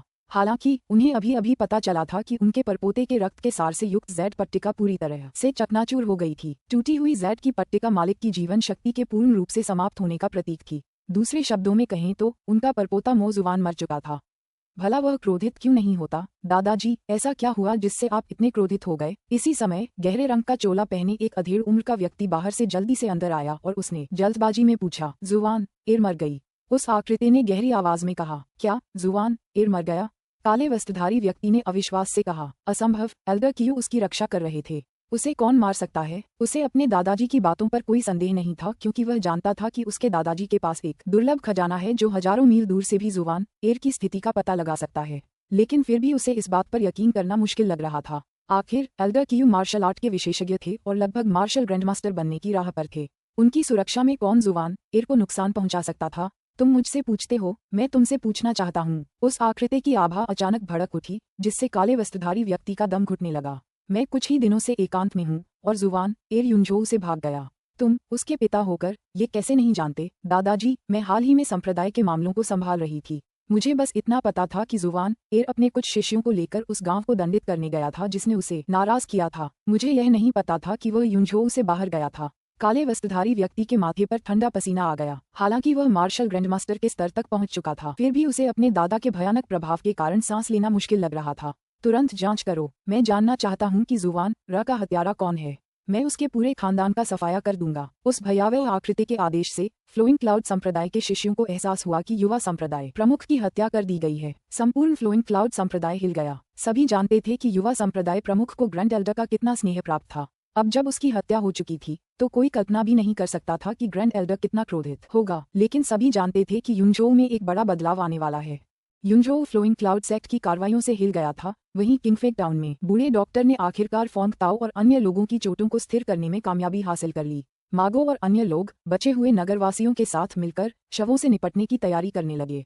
कस्बे में बहुत से लोगों की मौत हो चुकी थी। लू किंग द्वारा मारे गए फ्लोइंग क्लाउड सेक्ट के शिष्यों सहित कम से कम 100 शव थे। इतने सारे शवों को दफनाना स्पष्ट रूप से अवास्तविक था। इतना ही नहीं, फ्लोइंग क्लाउड संप्रदाय के शिष्यों ने कुछ परिवारों को पूरी तरह से नष्ट कर दिया था और उनके शवों को लेने के लिए कोई भी नहीं बचा था। यदि शवों का तुरंत निपटान नहीं किया गया तो इससे आसानी से महामारी फैल सकती है, जो और भी अधिक परेशानी वाली बात होगी। इसलिए सबसे अच्छा उपाय यही था कि उन सभी को जला दिया जाए। बूढ़ा डॉक्टर एक वैद्य था और लू किंग और अन्य लोगों ने उनकी जान बचाई थी, इसलिए कस्बे के लोग स्वाभाविक रूप से उसकी बात मानने लगे। हालांकि वे खलनायकों को उनके प्रियजनों के साथ दफनाने के लिए अनिच्छुक थे, लेकिन वे जानते थे कि महामारी को रोकने के लिए यह आवश्यक था। कस्बेवासियों के मार्गदर्शन में लू किंग और अन्य लोगों ने कस्बे के बाहर एक सुनसान इलाका ढूंढा और एक बड़ा गड्ढा खोदा। फिर सभी के प्रयासों से उन्होंने कस्बे और उसके आसपास के इलाकों से सभी शवों को गड्ढे में स्थानांतरित कर दिया और उसके ऊपर बड़ी मात्रा में लकड़ी का ढेर लगा दिया। हालांकि केवल यही पर्याप्त नहीं था। इनमें से कई शव फ्लोइंग क्लाउड सेक्ट के शिष्यों के थे। मार्शल आर्टिस्ट होने के नाते उनके शरीर मजबूत थे और साधारण लकड़ी उन्हें पूरी तरह से जला नहीं सकती थी। लकड़ी का ढेर लगाने के बाद लू किंग ने एक जेड की बोतल निकाली और गड्ढे के चारों ओर लाल रंग का तरल पदार्थ डाला। बोतल खाली करने के बाद उसने एक मशाल ली और सबको पीछे हटने के लिए कहकर उसे गड्ढे में फेंक दिया। पहले तो किसी को भी लू किंग के कार्यों की समझ नहीं आई, लेकिन जब मशाल गड्ढे में गिरी और लपटें उठने लगीं तो भीषण गर्मी ने सभी को आग की भयावहता का एहसास करा दिया। हालांकि वे दर्जनों मीटर पीछे हट गए थे, फिर भी उन्हें गर्मी सहन करना मुश्किल लग रहा था। गड्ढे का तापमान कितना होगा? लू किंग ने गड्ढे में कौन सा लाल तरल डाला था जिससे इतनी भयानक लपटें उत्पन्न हुईं? उपन्यासों के अध्यायों को जल्दी और सर्वोत्तम गुणवत्ता में पढ़ने के लिए गूगल पर novelfire.net वेबसाइट खोजें। कुछ क्षणों के लिए कस्बेवासियों का लू किंग के प्रति सम्मान काफी बढ़ गया। गड्ढे में लगी आग 1 घंटे तक जलती रही और फिर धीरे धीरे बुझ गई। जब गड्ढे के आसपास का तापमान आखिरकार कम हुआ और वे जांच करने गए तो उन्हें राख के सिवा कुछ नहीं मिला। एक भी हड्डी नहीं बची थी। उन्होंने ये भी देखा कि गड्ढे के किनारों पर कुछ मिट्टी पिघलकर कांच जैसी अवस्था में बदल गई थी। हालांकि कस्बे के लोग आश्चर्यचकित थे, लेकिन उन्हें राहत भी महसूस हुई। इस हद तक जल जाने के कारण महामारी का फैलना असंभव था। यह उनकी विपत्ति में एक छोटी सी राहत थी। अन्यथा यदि कोई महामारी फैल जाती तो उन्हें अपना पैतृक घर छोड़ना पड़ता। अगला कार्य सरल था। सभी ने मिलकर गड्ढे को भरने का काम किया, फिर वे वापस शहर लौट गए। वापसी के रास्ते में लू किंग चुप रही। जब वे सराय में वापस लौटे तो वह खिड़की के पास खड़ा होकर दूर तक देखता रहा, विचारों में खोया हुआ। अकीग, बूढ़े डॉक्टर ने अपने शिष्य के असामान्य मूड को देखा और उसके पास गए। गुरुजी, मुझे बेचैनी हो रही है, लू किंग ने धीमी आवाज में कहा। बूढ़े डॉक्टर ने थोड़ी देर रुककर कहा, क्या यह उस छोटी बच्ची की वजह से है? सिर्फ वो ही नहीं, लू किंग ने सिर हिलाया। मुझे लगता है कि इस मामले का अंत इस तरह नहीं होना चाहिए। आप क्या करने की योजना बना रहे हैं? मैं फ्लोइंग क्लाउड सेक्ट जाना चाहती हूँ। लू किंग ने खिड़की से बाहर आकाश की ओर देखा। इस यात्रा के बिना मुझे मन की शांति नहीं मिल सकती। ठीक है, मैं आपके साथ चलूंगा, बूढ़े डॉक्टर ने सिर हिलाकर कहा। गुरुजी, लू किंग आश्चर्य से पीछे मुड़ा। मुझे इस तरह मत देखो। क्या तुम्हें लगता है कि मैं इतना रूढ़िवादी हूँ कि अच्छे और बुरे लोगों के साथ एक जैसा व्यवहार करता हूँ? बूढ़े डॉक्टर ने हल्की सी हंसी दी, लेकिन उनकी मुस्कान ठंडी थी। उसने कोने में खून के धब्बे की ओर देखा, जहाँ उस छोटी बच्ची का शव पड़ा था। भले ही मैं एक चिकित्सक हूँ, इसका मतलब यह नहीं है कि मैं केवल एक चिकित्सक ही हूँ। अध्याय 227 अपने स्वामी की पीठ को देखते हुए लू किंग थोड़ा स्तब्ध रह गया। उसने पहले अपना समय व्यर्थ क्यों लगाया? फ्लोइंग क्लाउड संप्रदाय के उन शिष्यों से उनके कुकर्मों को स्वीकार करवाने में? ऐसा इसलिए नहीं था क्योंकि वह जवाब जानना चाहता था। अपनी विशेष क्षमताओं के कारण उसे जानकारी प्राप्त करने के लिए इतनी मेहनत करने की आवश्यकता नहीं थी। वास्तव में उसने अपने स्वामी के खातिर यह अनुरोध किया था, अन्यथा लू किंग ने बहुत पहले ही उन बदमाशों का संहार कर दिया होता। अब ऐसा प्रतीत हो रहा था कि उनके गुरु फ्लोइंग क्लाउड सेक्ट के शिष्यों की हरकतों से पूरी तरह क्रोधित थे। लेकिन स्वामी जी, इस तरह से झोंक की हमारी यात्रा में काफी देरी हो सकती है, लू किंग ने कहा। कोई बात नहीं, ये तो बस एक चक्कर है। झोंक तो वहीं रहेगा, कहीं भाग नहीं जाएगा। जब तक हमारा इरादा पक्का है, हम देर सवेर वहां पहुंच ही जाएंगे, बूढ़े डॉक्टर ने बेपरवाही से जवाब दिया। लू किंग कुछ पल चुप रहा, फिर हंसते हुए बोला, ठीक है गुरुजी, चलिए फ्लोइंग क्लाउड सेक्ट चलते हैं और देखते हैं। वैसे गांव के मुखिया ने एक बार कहा था कि फ्लोइंग क्लाउड सेक्ट में प्रीसेलेस्टियल क्षेत्र के 1 से अधिक विशेषज्ञ हैं। तब शायद हमें आपकी मदद की जरूरत पड़ सकती है। मेरी चापलूसी करना बंद करो, बूढ़े डॉक्टर ने पहले हंसते हुए और डांटते हुए कहा। हालांकि जब तक फ्लोइंग क्लाउड सेक्ट के प्रीसेलेस्टियल दायरे के विशेषज्ञ महान पूर्णता तक नहीं पहुंच जाते, तब तक मैं उनसे निपट सकता हूं। लू किंग अचंभित रह गया और कुछ देर बाद उसने कहा, गुरुजी, आप बदले हुए प्रतीत होते हैं। अगर वह पहले वाला गुरु होता तो वह कभी भी इतने आत्मविश्वास से नहीं बोलता। मैं इन सभी वर्षों में संत चिकित्सक द्वारा लिखित किंग नाम चिकित्सा क्लासिक का अध्ययन करता रहा हूँ। क्या आप जानते हैं क्यों? बूढ़े चिकित्सक ने पूछा। शिष्य को नहीं पता। लू किंग वाकई असमंजस में थी। अपने गुरु की वर्तमान चिकित्सा विशेषज्ञता के साथ वह पहले से ही उस महान चिकित्सा संत से कम नहीं थे, शायद उनसे भी आगे निकल गए थे। आखिरकार किंवदंती के अनुसार चिकित्सा संत कभी भी पूर्व स्वर्गीय क्षेत्र तक नहीं पहुंचे। लू किंग ने किंग नॉन मेडिकल क्लासिक भी पढ़ी थी। उसमें वर्णित चिकित्सा सिद्धांत गहन थे, लेकिन उनके वर्तमान दृष्टिकोण से वे विशेष रूप से रहस्यमय नहीं थे। अपने गुरु जैसे पूर्व दिव्य क्षेत्र के विशेषज्ञ के लिए इतने लंबे समय तक इसका अध्ययन करना उचित प्रतीत नहीं हुआ। चिकित्सक संत द्वारा छोड़ी गई किंग नॉन मेडिकल क्लासिक में न केवल कई उत्कृष्ट नुस्खे हैं, बल्कि हम चिकित्सकों पर उनके कई विचार भी शामिल हैं। इनमें एक वाक्य ऐसा भी है जिस पर मैंने पहले ज्यादा ध्यान नहीं दिया था, लेकिन आज मैं उसे गहराई से समझता हूँ, बूढ़े डॉक्टर ने आह भरी। कौन सा वाक्य? गुरुजी, एक बार किंग नॉन मेडिकल क्लासिक में चिकित्सा संत ने कहा था, रोगों का उपचार करने और लोगों को बचाने वाला चिकित्सक छोटा चिकित्सक है। जो विश्व का उपचार कर लोगों को बचा सकता है, वही सच्चा महान चिकित्सक है। बूढ़े डॉक्टर की आंखों में एक खास तरह की भावना झलक रही थी। बूढ़े साहब, इस जीवन में मैं केवल बीमारियों का इलाज कर सकता हूँ और लोगों की जान बचा सकता हूँ। चाहे मैं छोटा डॉक्टर हूँ या बड़ा डॉक्टर, इससे मुझे कोई फर्क नहीं पड़ता। लेकिन आज की घटनाओं ने मुझे यह एहसास दिलाया है कि ये दुनिया वास्तव में अराजक है। लोगों के दिलों में छल और द्वेष एक ऐसे स्तर पर पहुंच गए हैं जिसका इलाज संभव नहीं है। ऐसी दुनिया में मेरे पास इसे ठीक करने की शक्ति नहीं है, लेकिन कम से कम मैं उन शहरवासियों के लिए न्याय की मांग कर सकता हूँ जो दुखद रूप से मारे गए, और कुछ नासूर घावों को साफ कर सकता हूँ और थोड़ा सा जहर निकाल सकता हूँ। अपने गुरु के चेहरे पर दृढ़ संकल्प देखकर लू किंग दंग रह गया। ठीक है, मैं ग्राम प्रधान और अन्य लोगों के घावों का इलाज कर लेता हूँ और युनझो की स्थिति के बारे में जानकारी ले लेता हूँ। फिर हम रवाना होने की तैयारी करेंगे। बूढ़ा डॉक्टर मुड़ा और चला गया, लू किंग को वहीं खड़ा छोड़कर, जो अपने गुरु की पीठ को खाली निगाहों से घूर रहा था। क्या? बूढ़े डॉक्टर चेन, युवा मास्टर लू, आप युनझो जा रहे हैं? जब फोंग ताओ और उनके शिष्यों ने सुना कि बूढ़ा डॉक्टर और उसका दल युनझो जाने की तैयारी कर रहे हैं, तो वे सभी चौंक गए। बूढ़े डॉक्टर चेन, आपने अभी अभी युवा संप्रदाय प्रमुख और फ्लोइंग क्लाउड संप्रदाय के कई शिष्यों को मार डाला है। फ्लोइंग क्लाउड संप्रदाय अपने लोगों की रक्षा करने के लिए कुख्यात है। वे इसे आसानी से नहीं छोड़ेंगे। अब युनझो जाना जाल में फंसने जैसा है, फोंग ताओ ने चिंता से कहा। जी हाँ, युवा स्वामी लू, युवा संप्रदाय प्रमुख फ्लोइंग क्लाउड संप्रदाय के सर्वोच्च गुरु के परपोते और संप्रदाय प्रमुख के पुत्र थे। उनकी हत्या करके आपने फ्लोइंग क्लाउड संप्रदाय को सीधा तमाचा मारा है। अब युनझोउ जाना बहुत खतरनाक है। पट्टियों से बुरी तरह लिपटे दाशी ने भी सलाह दी। जहां तक फोंग रू और अन्य लोगों की बात है, वे भी चिंतित दिख रहे थे। ग्राम प्रधान फोंग, मुझे लगता है कि आप कुछ ज्यादा ही सोच रहे हैं, लू किंग हंसते हुए बोली। फ्लोइंग क्लाउड सेक्ट को अभी तक पता नहीं है कि यहाँ क्या हुआ है, तो वे हमें कैसे परेशान कर सकते हैं। हम एक महत्वपूर्ण काम से युनझोउ जा रहे हैं। काम पूरा होते ही हम तुरंत निकल जाएंगे और ज्यादा देर नहीं रुकेंगे। कृपया चिंता न करें। जब फोंग ताओ ने ये सुना तो उसने प्रतिक्रिया दी, जी हाँ, फ्लोइंग क्लाउड सेक्ट के जो शिष्य उन्हें मारने आए थे उन सबको लू किंग और उसके साथियों ने मार डाला। वहां से कोई सूचना देने वाला भी नहीं बचा। फ्लोइंग क्लाउड सेक्ट को उनके बारे में कैसे पता चलता? हालांकि ये कारण मुश्किल से ही स्वीकार्य था, फिर भी फोंग ताओ को यह अजीब लगा कि लू किंग और उसके साथी इस समय युनझोउ जा रहे थे।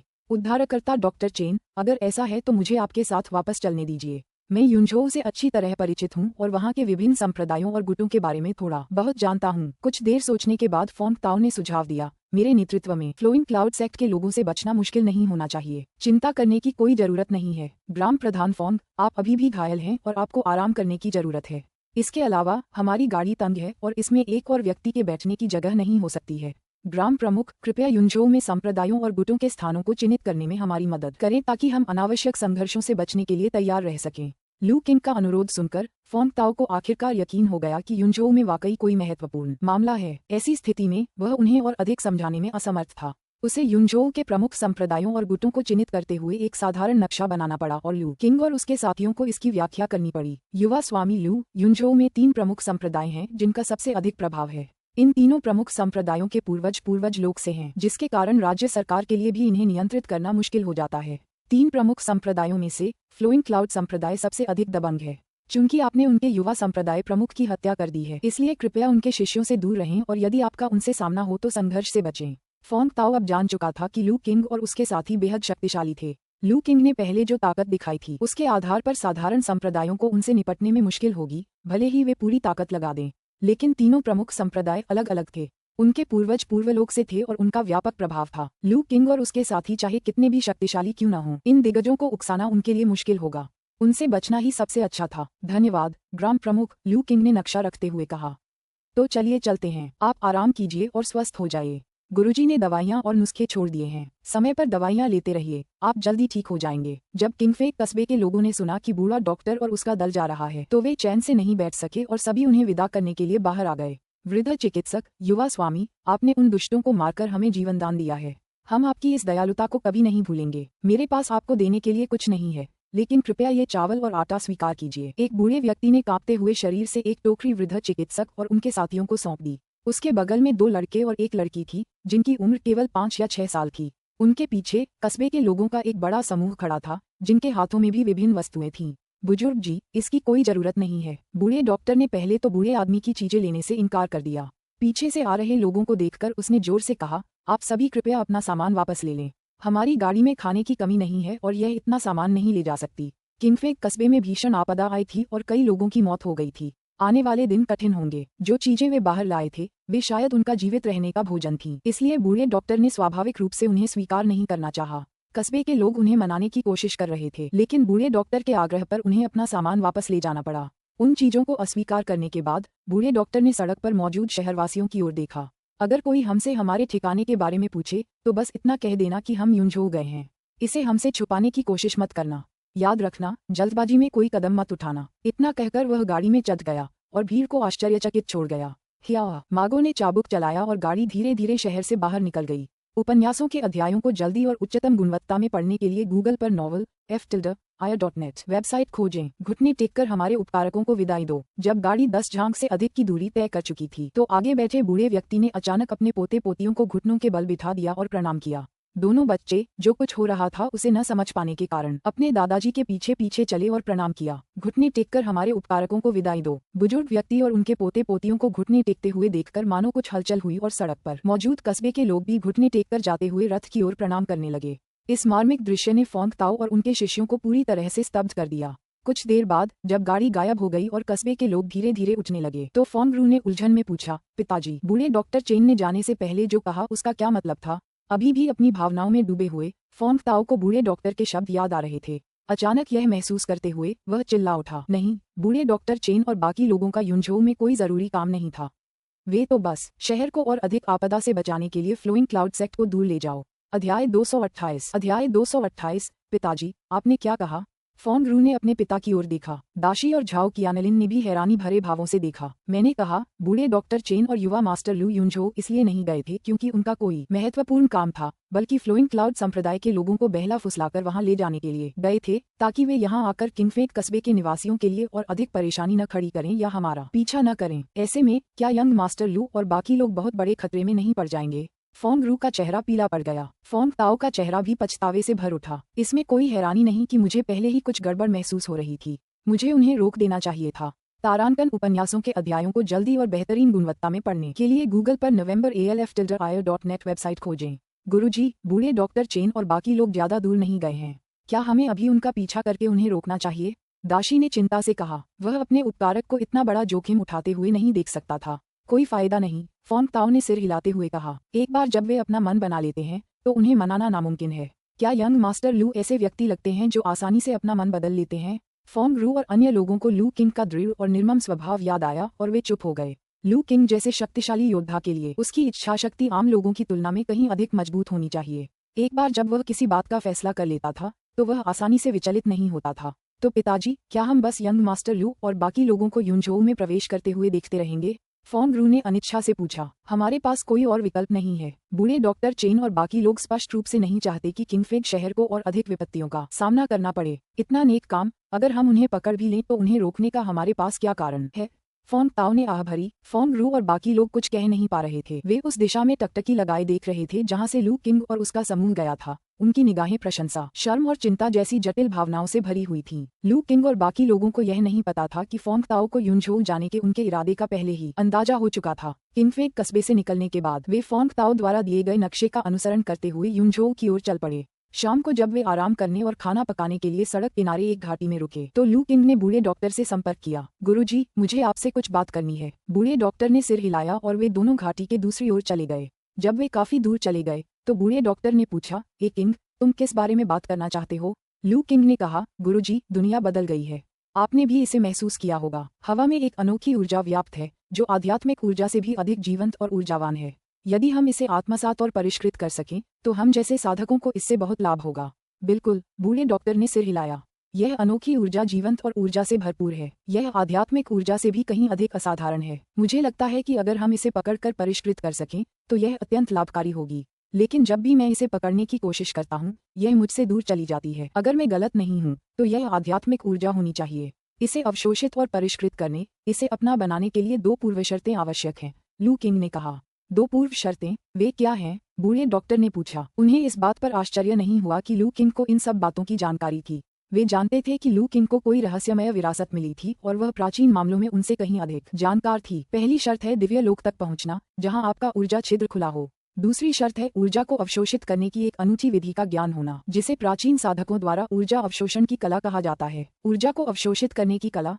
बूढ़े डॉक्टर को अचानक समझ आ गया। इसमें कोई आश्चर्य की बात नहीं है। इसलिए आध्यात्मिक ऊर्जा को परिष्कृत करने के लिए एक अनोखी साधना विधि की आवश्यकता होती है। यह ऊर्जा इतनी अद्भुत और शरीर के लिए इतनी लाभकारी है कि इसे परिष्कृत करना स्वाभाविक रूप से आसान नहीं है। गुरुजी, मेरे पास ऊर्जा को अवशोषित करने की एक विधि है। मुझे नहीं पता कि यह आपके लिए उपयुक्त होगी या नहीं, लेकिन आप इसे देख सकते हैं और पता लगा सकते हैं कि इससे आपको मदद मिलती है या नहीं। ए किंग, क्या तुम ची ऊर्जा को अवशोषित करने की कला जानते हो? इस बार बूढ़ा डॉक्टर सचमुच हैरान रह गया। मुझे यह ऊर्जा अवशोषित करने की कला उसी गुफा से मिली जहां मुझे पृथ्वी शिरा का आध्यात्मिक द्रव मिला था। मैंने सोचा था कि मैं इसे अपने जीवन काल में कभी उपयोग नहीं करूंगा, लेकिन अब आध्यात्मिक ऊर्जा के पुनरुद्धार के साथ अंततः इसका उपयोग हो गया है। लेकिन चूंकि यह आपकी विरासत है तो क्या इसे मुझे सौंपना आपके लिए उचित होगा? बूढ़े डॉक्टर ने हिचकिचाते हुए पूछा। कोई बात नहीं, विरासत मुझे इसे दूसरों को सौंपने से नहीं रोकती, और वैसे भी आप कोई बाहरी व्यक्ति नहीं हैं। अगर कोई पाबंदी भी होती तो लू किंग को कोई फर्क नहीं पड़ता। उसने ली हुआओ कड़ाहे की विरासत से मिली तकनीक को आगे बढ़ाने की योजना बनाई थी, और चूंकि ली हुआओ संप्रदाय हजारों साल पहले नष्ट हो गया था, इसलिए वही एकमात्र उत्तराधिकारी बचा था। वह तय कर सकता था कि किसे सिखाना है। तो फिर मैं निःसंकोच आपकी सलाह मान लूंगा। लू किंग के ये कहने पर कि सब ठीक है, बूढ़े डॉक्टर को राहत मिली। इसके अलावा वह आध्यात्मिक ऊर्जा को परिष्कृत करने की इस साधना पद्धति के बारे में बहुत उत्सुक था। गुरुजी, कृपया अपना मन शांत करें और ध्यान भटकाने वाली चीजों को दूर करें। तकनीक को ग्रहण करने के लिए तैयार हो जाए, लू किंग ने गंभीरता से कहा। लू किंग के गंभीर चेहरे को देखकर बूढ़ा डॉक्टर भी गंभीर हो गया और उसने हल्के से सिर हिलाया। वे दोनों घाटी में एक बड़े पत्थर पर पालथी मारकर बैठ गए। गुरुजी, मेरी बदतमीजी के लिए मुझे क्षमा करें। जब बूढ़े डॉक्टर का मन पूरी तरह शांत हो गया तो लू किंग ने एक उंगली बढ़ाकर अपने गुरु के माथे को धीरे से छुआ।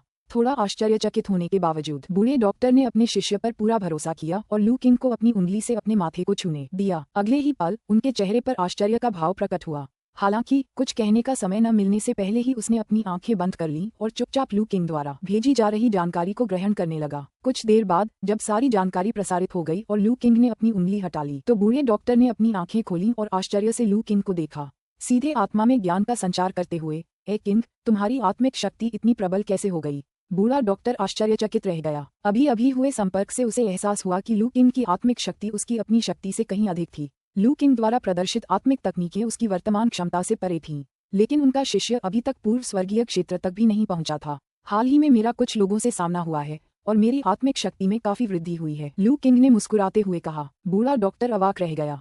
वह कल्पना भी नहीं कर सकता था कि किस तरह के अनुभवों से एक जन्मोत्तर योद्धा को एक साधारण पूर्व स्वर्गीय योद्धा की तुलना में कहीं अधिक शक्तिशाली आत्मिक शक्ति प्राप्त हो सकती है। क्या यही भाग्य की संतान होने का सबसे भयावह पहलू हो सकता है? बूढ़ा डॉक्टर वेई शानहाई के इस बार के दावे पर विश्वास करने लगा था कि उसका शिष्य भाग्य का पुत्र है। गुरुजी, मैंने आपको अग्नि और जल श्वास तकनीक पूरी तरह से सिखा दी है। कृपया इसका अध्ययन करें और देखें कि क्या आपको इससे कुछ लाभ होता है। लू किंग मुस्कुराती रही। बूढ़े डॉक्टर ने सिर हिलाया और अपनी आंखें बंद कर लीं और लू किंग द्वारा सिखाई गई तकनीक का अध्ययन करना शुरू कर दिया। अपने गुरु को तकनीक में मग्न देखकर लू किंग की निगाहों में आखिरकार थकान का एक अंश दिखाई दिया। इस तरह की तकनीक को प्रसारित करना सरल प्रतीत होता था, लेकिन वास्तव में ये काफी श्रमसाध्य था। ऐसी आत्मा तकनीकें आमतौर पर केवल उन्नत पूर्व दिव्य योद्धाओं की क्षमताओं के भीतर ही होती थीं। ये केवल इसलिए संभव हो पाया क्योंकि उसने एक आत्मा प्रतीक को संघनित किया था, भट्टी दृश्य विधि को दूसरे स्तर तक विकसित किया था और विभिन्न आत्मा शक्ति तकनीकों में महारत हासिल की थी। लेकिन तकनीक सिखाने के बाद वह थकावट महसूस करने से खुद को रोक नहीं सका। उसने अपने स्वामी को पता न चले इसलिए उदासीन होने का नाटक किया था, लेकिन अब जब उसका स्वामी ध्यान कर रहा था तो थकान उस पर हावी हो गई। सौभाग्य से लू किंग के पास पृथ्वी आत्मा मोती था। उसकी भौहों के एक्यू पॉइंट में स्थित पृथ्वी आत्मा का मोती धीरे धीरे घूम रहा था और प्रत्येक घूर्णन के साथ यह उसकी आत्मा की थकान को कम कर रहा था। कुछ ही सांसों के भीतर उसने महसूस किया कि मानसिक थकान पूरी तरह से गायब हो गई है। इसके अलावा उन्होंने ये भी महसूस किया कि जैसे जैसे थकान दूर होती गई उनकी आत्मिक शक्ति की सहनशीलता में थोड़ी वृद्धि होती प्रतीत हुई। लू किंग के मन में विचार उमड़ पड़े और वह एक पल के लिए सोच में डूब गया, लेकिन उन्होंने तुरंत इन विचारों को खारिज कर दिया क्योंकि उसने अपने चारों ओर की आध्यात्मिक ऊर्जा में अचानक हलचल महसूस की और उस हलचल का स्रोत उसका गुरु था। अध्याय 229 मास्टर के पास वास्तव में असाधारण प्रतिभा है क्योंकि वे अग्नि और जल श्वास तकनीक, ली शुई श्वास तकनीक को इतनी जल्दी समझ लेते हैं। लू किंग ने आसपास के वातावरण में आध्यात्मिक ऊर्जा के उतार चढ़ाव को महसूस किया और थोड़ा आश्चर्यचकित हुई। अग्नि और जल श्वास तकनीक को विशेष रूप से ली हुआ उस संप्रदाय की विरासत से चुना गया था जो उनके गुरु के लिए सबसे उपयुक्त मानी जाती थी। नाम में ली अग्नि का प्रतीक है, ली शुई का अर्थ अग्नि और जल दोनों है, जिससे ये दोनों तत्वों को विकसित करने के लिए एक ची अवशोषण तकनीक बन जाती है। उनके गुरु ने पहले ही अग्नि और जल के मिश्रण को समझ लिया था और उनके भीतर दोनों तत्वों की अलौकिक सच्ची ऊर्जा मौजूद थी, जिससे ये तकनीक उनके लिए एकदम सही थी। कुछ समय बाद आसपास के क्षेत्र में आध्यात्मिक ऊर्जा के उतार चढ़ाव कम हो गए और शांति बहाल हो गई। बूढ़े डॉक्टर ने आश्चर्य से भरी आंखें खोलीं। गुरुजी, आप कैसा महसूस कर रहे हैं? लू किंग ने जल्दी से पूछा। ये ची अवशोषण तकनीक वास्तव में रहस्यमय है जो मेरिडियन और एक्यू पॉइंट परिसंचरण के मार्ग का अनुसरण करती है। ये स्वर्ग और पृथ्वी की मौलिक ऊर्जा को परिष्कृत करने के मार्शल तरीके की तुलना में कहीं अधिक परिष्कृत है, वृद्ध चिकित्सक ने कहा। वास्तव में ची अवशोषण विधि ची को परिष्कृत करने में मार्शल पूर्व दिव्य तकनीकों की तुलना में कहीं अधिक उन्नत है। लू किंग ने सहमति व्यक्त की। पूर्व दिव्य मार्शल आर्ट तकनीकें स्वयं को मजबूत करने के लिए स्वर्ग और पृथ्वी की मौलिक ऊर्जा को अवशोषित और परिष्कृत करती हैं। हालांकि उनकी शोधन विधि सीधी सादी और कुछ हद तक अपरिष्कृत है। अवशोषित मौलिक ऊर्जा सीधे क्यूई पॉइंट्स में प्रवेश करती है, जहां मार्शल आर्टिस्ट आत्मा की शक्ति का उपयोग करके धीरे धीरे इसे परिष्कृत करता है और इसे अपना बना लेता है। ची अवशोषण विधि अलग है। आध्यात्मिक ऊर्जा शरीर में प्रवेश करती है, सीधे ची एक्यू पॉइंट्स में नहीं, बल्कि पहले मेरिडियन के माध्यम से संचारित होती है, फिर डांटियन ची एक्यू पॉइंट्स में गिरती है और धीरे धीरे व्यक्ति की आध्यात्मिक शक्ति में परिष्कृत होती है। तुलनात्मक रूप से यद्यपि क्यूई अवशोषण विधि में परिसंचरण का केवल एक चरण जोड़ा जाता है, लेकिन ये चरण खेती के तरीकों में महत्वपूर्ण अंतर पैदा करता है। शरीर की मध्य रेखाओं और स्पर्श बिंदुओं से होकर गुजरने में विभिन्न जटिल प्रणालियां शामिल होती हैं। ये कहा जा सकता है कि साधना करने वालों द्वारा अपनाई जाने वाली विभिन्न chi अवशोषण विधियां शोधन प्रक्रिया के दौरान अपनाए जाने वाले अद्वितीय मेरिडियन और एक्यूपॉइंट मार्गों के कारण बहुत भिन्न होती हैं। माध्यमों और स्पर्श बिंदुओं के संचार का मार्ग गहरा और समझना कठिन है, यहाँ तक कि हमारे जैसे आदिम लोगों के लिए भी। यह आश्चर्यजनक है कि प्राचीन लोगों ने इसका गहन अध्ययन कर लिया था और ऐसी रहस्यमय ऊर्जा अवशोषण तकनीकें विकसित की थीं। उनकी बुद्धिमत्ता वास्तव में प्रशंसनीय है, वृद्ध चिकित्सक ने आह भरी। गुरुजी, हमें खुद को कमतर नहीं आंकना चाहिए, लू किंग मुस्कुराए। आध्यात्मिक ऊर्जा की प्रचुरता के युग के दौरान chi अवशोषण तकनीकें उभरी। उस युग में उड़ने और भागने की क्षमता रखने वाले कई महान साधक थे, इसलिए तकनीक बनाना स्वाभाविक रूप से उनके लिए हमारे मुकाबले आसान था। अब जबकि आध्यात्मिक ऊर्जा पुनर्जीवित हो रही है, यदि हम पर्याप्त समय तक जीवित रहें और लगन से अध्ययन करें तो हम भी ऐसी साधना विधियां विकसित कर सकते हैं। ये बात समझ में आती है, बूढ़े डॉक्टर ने सिर हिलाते हुए कहा। हमारे पूर्वज वाकई बहुत शक्तिशाली थे, लेकिन वर्तमान पीढ़ी भी उनसे कमतर नहीं है। अन्यथा हमने चिकित्सा के क्षेत्र में इतने सारे औषधीय नुस्खे और सिद्धांत संकलित न किए होते जिनसे दुनिया को लाभ हुआ हो। गुरुजी, अब जबकि आपने अग्नि और जल श्वास तकनीक को समझ लिया है, क्या आप आध्यात्मिक ऊर्जा को अवशोषित और परिष्कृत कर सकते हैं? इतनी जल्दी नहीं, बूढ़े डॉक्टर ने सिर हिलाते हुए कहा। ये अग्नि और जल श्वास तकनीक अत्यंत गहन है। मुझे अभी इसका थोड़ा बहुत ही ज्ञान हुआ है। इसे पूरी तरह से समझने के लिए मुझे कुछ और दिन अध्ययन करने होंगे। कुछ ही दिनों में इसे सीख लेना बहुत ही तेज है। आपकी प्रतिभा वाकई अद्भुत है, लू किंग ने दिल से आपकी प्रशंसा की। यह एक साधना तकनीक है।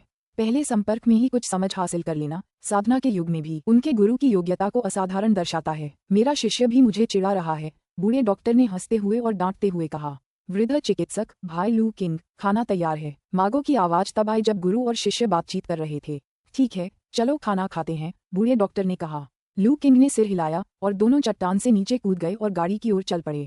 रात के खाने के बाद आसमान में अंधेरा छा गया था, इसलिए लू किंग और बाकी लोगों ने रात बिताने के लिए जंगल में तंबू लगा लिए। तंबू लगाने के बाद बूढ़ा डॉक्टर आराम करने चला गया और अग्नि और जल श्वास तकनीक पर विचार करता रहा। लू किंग और मागो अन्य लोगों के साथ अलाव के चारों ओर बैठकर बातें कर रहे थे। भाई लू किंग, मैंने यात्रा कार्यक्रम देख लिया है और हम 2 दिनों में युनझोउ पहुंच जाएंगे। युनझोउ फ्लोइंग क्लाउड संप्रदाय का क्षेत्र है। आपकी क्या योजना है? मागो ने पूछा। कोई विशेष योजना नहीं है, लू किंग ने उत्तर दिया। हम मास्टर फॉर्म द्वारा बताए गए स्थान के अनुसार सीधे फ्लोइंग क्लाउड सेक्ट की ओर चलेंगे। क्या हम सीधे हमला करने जा रहे हैं? मागो दंग रह गया। हाँ, मागो ने गहरी सांस ली। कुछ क्षण बाद उसने व्यंग्यात्मक मुस्कान के साथ कहा, बिल्कुल तुम्हारी तरह भाई लू किंग। उसने पहले सोचा था कि लू किंग और बूढ़े डॉक्टर के पास कोई विस्तृत योजना होगी। उसे यह उम्मीद नहीं थी कि उनका तरीका सीधे हमला करना होगा। हालांकि उसे याद आया कि लू किंग ने मार्शल आर्ट का प्रशिक्षण शुरू करने के कुछ ही समय बाद अकेले ही हैप्पी फोर्ट में घुसकर वहां सभी का नरसंहार कर दिया था। उसे इस बात से राहत मिली। लू किंग के व्यक्तित्व को देखते हुए ये वास्तव में उनका काम करने का तरीका था। ये सोचकर मागो को भी थोड़ी उत्तेजना महसूस हुई। वह फ्लोइंग क्लाउड सेक्ट की कार्रवाइयों से भी नाखुश था, जो नागरिकों का भी नरसंहार कर रही थी, जो अन्य दुष्ट संप्रदायों से अलग नहीं था। अगर वे फ्लोइंग क्लाउड सेक्ट को सबक सिखाने में कामयाब हो जाते हैं तो ये संतोषजनक होगा। वेई जियान की बात करें तो युवा और जोशीले स्वभाव का होने के साथ साथ अपनी ताकत साबित कर देने के कारण उसे किसी बात का डर नहीं था। ये जानते हुए कि वे एक प्रमुख संप्रदाय को चुनौती देने जा रहे हैं, उन्हें उत्साह के अलावा और कुछ महसूस नहीं हुआ। खैर, लू किंग और बूढ़े डॉक्टर के आसपास होने के कारण उसे उनके पीछे पीछे चलना ही पड़ा। यात्रा शुरू करने से पहले पूर्वज ने भी यही निर्देश दिया था। कुछ देर बातचीत करने के बाद सभी लोग आराम करने चले गए। रात बिना किसी घटना के गुजरी। अगली सुबह नाश्ते के बाद लू किंग और बाकी लोग फिर से रवाना हो गए।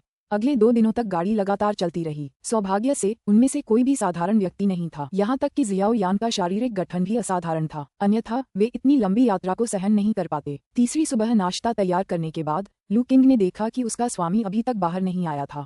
वह स्वास्थ्यवर्धक मुक्केबाजी का अभ्यास करने के लिए एक तरफ चला गया। शियाओ यान, जो खुद भी जल्दी उठ गई थी, उसके पीछे पीछे गई और उसके साथ अभ्यास करने लगी। पिछले 2 वर्षों में हालांकि लू किंग ने औपचारिक रूप से शियाओ यान को साधना नहीं सिखाई थी, लेकिन उसने उसे स्वास्थ्यवर्धक मुक्केबाजी का एक सरलीकृत संस्करण सिखाया था। इस सरलीकृत स्वास्थ्यवर्धक बॉक्सिंग में सरल गतिविधियां थीं और इसमें ची और रक्त को सक्रिय करने की आवश्यकता नहीं थी, केवल सांस लेने के साथ समन्वय स्थापित करना ही पर्याप्त था। ये बुनियाद को मजबूत करने में कारगर था, बच्चों के लिए उपयुक्त था और लू किंग द्वारा विशेष रूप से शियाओ यान के लिए डिजाइन किया गया था। भाई बहन लगन से अभ्यास कर रहे थे, जबकि जियाओ ली पास के एक पेड़ के ठूंठ से आलस्यपूर्वक उन्हें देख रही थी। मागो और उसका शिष्य जंगल के दूसरे हिस्से में भी अभ्यास कर रहे थे। पृथ्वी आत्मा मोती को परिष्कृत करने के बाद से इस पृथ्वी तत्व खजाने के पोषण के तहत मेरा भौतिक शरीर और आत्मा धीरे धीरे मजबूत हो रहे हैं, शक्ति में लगभग 2 गुने हो रहे हैं और रुकने का कोई संकेत नहीं है। अभ्यास करते समय लू किंग ने सोचा, जब मैं अपनी चरम सीमा तक पहुंच जाऊंगी तो मेरा शरीर और आत्मा कितनी शक्तिशाली होगी। ये सोचकर मुझे आश्चर्य होता है। इस दौरान पृथ्वी आत्मा मोती के निरंतर पोषण से उनकी शारीरिक और आत्मिक शक्ति में काफी वृद्धि हुई थी, लगभग दोगुनी हो गई थी। फिर भी उन्हें मजबूती की रफ्तार में कोई कमी महसूस नहीं हुई थी। लू किंग कल्पना भी नहीं कर सकता था कि यह रूपांतरण अपनी चरम सीमा पर पहुंचने के बाद वह कितना शक्तिशाली हो जाएगा। उस समय वह पूर्ण विस्फोट अवस्था में प्रवेश किए बिना पूर्व आकाशीय क्षेत्र के विशेषज्ञों से मुकाबला करने में सक्षम हो सकता है। कुछ देर अभ्यास करने के बाद लू किंग को ये समझ नहीं आया कि आज उसके गुरु सामान्य से अधिक देर तक क्यों जागे हुए थे। अचानक उसने महसूस किया कि आसपास की आध्यात्मिक ऊर्जा उत्तेजित हो रही है और तेजी से एक निश्चित स्थान की ओर एकत्रित हो रही है। यह वही जगह थी जहां उसके मालिक का तंबू था। क्या मास्टर ने सफलता हासिल कर ली है? लू किंग प्रसन्न हुआ और तुरंत अभ्यास बंद करके अपने गुरु के तंबू की ओर दौड़ पड़ा। उनकी आत्मिक अनुभूति में 1 मील के दायरे में मौजूद आध्यात्मिक ऊर्जा को तंबू में खींचा और एकत्रित किया जा रहा था। तंबू के अंदर एक शक्तिशाली आभा का निर्माण हो रहा था जो आश्चर्यजनक था। कुछ देर बाद तंबू के अंदर का वातावरण धीरे धीरे शांत हो गया और शांति लौट आई। तंबू का पर्दा खुला और बूढ़ा डॉक्टर बाहर निकला। बूढ़े डॉक्टर को देखकर लू किंग की आंखें चमक उठीं। उपन्यासों के अध्यायों को जल्दी और सर्वोत्तम गुणवत्ता में पढ़ने के लिए गूगल पर थे नॉवल FIRNAT वेबसाइट खोजें। उनके गुरु की आभा अलौकिक और मायावी थी, जो पहले की तुलना में एक अनूठी गुणवत्ता रखती थी। गुरुजी, क्या आपने सफलता प्राप्त कर ली? हाँ, बूढ़े डॉक्टर ने सिर हिलाते हुए कहा। कई दिनों तक विचार करने के बाद मैं अंततः आध्यात्मिक ऊर्जा को अवशोषित और परिष्कृत करने में सफल रहा, जिससे आध्यात्मिक शक्ति का एक अंश उत्पन्न हुआ। लू किंग ये खबर सुनकर बेहद खुश हुई। उसने तुरंत अपने स्वामी को ध्यान से देखने की अपनी क्षमता को सक्रिय कर लिया। आदरवश लू किंग अपने गुरु से पूछताछ करने की अपनी क्षमता का प्रयोग शायद ही कभी करता था। हालांकि यह महत्वपूर्ण सफलता थी और वह इसकी जांच किए बिना नहीं रह सका।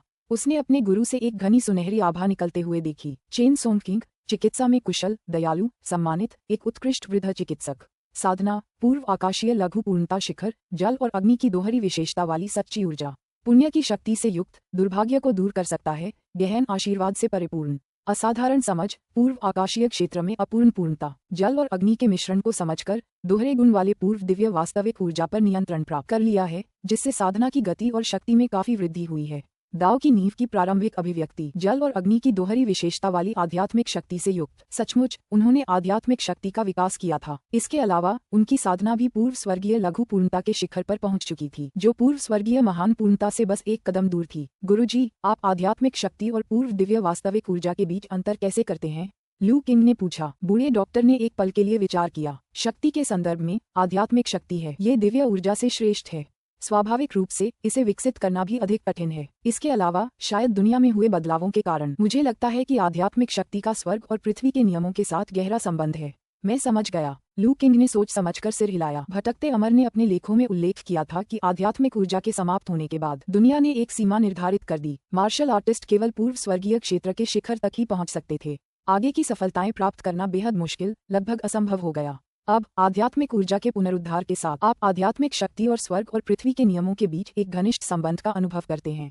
ऐसा लगता है कि भविष्य में यदि हम पूर्व आकाशीय क्षेत्र को भेदना चाहते हैं तो हमें आध्यात्मिक शक्ति से शुरुआत करनी होगी। इसने लू किंग को ली वेटियन की याद दिला दी। ली वेटियन ने एक बार युहुआ गुफा में मौजूद संरचना प्रतीकों से एक उच्चतर क्षेत्र को समझा था और उसे भेदने के प्रयास में उनकी मृत्यु हो गई थी। उस समय ली वेटियन को पछतावा हुआ, क्योंकि उनका मानना था कि अगर उनके पास और समय होता तो वे मंत्रों को पूरी तरह से समझ सकते थे और सफलता प्राप्त कर सकते थे। पीछे मुड़कर देखने पर यह महज एक भ्रम था। दुनिया की सीमाओं का मतलब था कि वह उस दायरे में कभी सचमुच कदम नहीं रख सकता था, भले ही वह उसे समझ लेता। ली वेटियन को इस सच्चाई का कभी पता नहीं चला, जिससे यह अनिश्चित हो गया कि यह उसके लिए सौभाग्यपूर्ण था या दुर्भाग्यपूर्ण।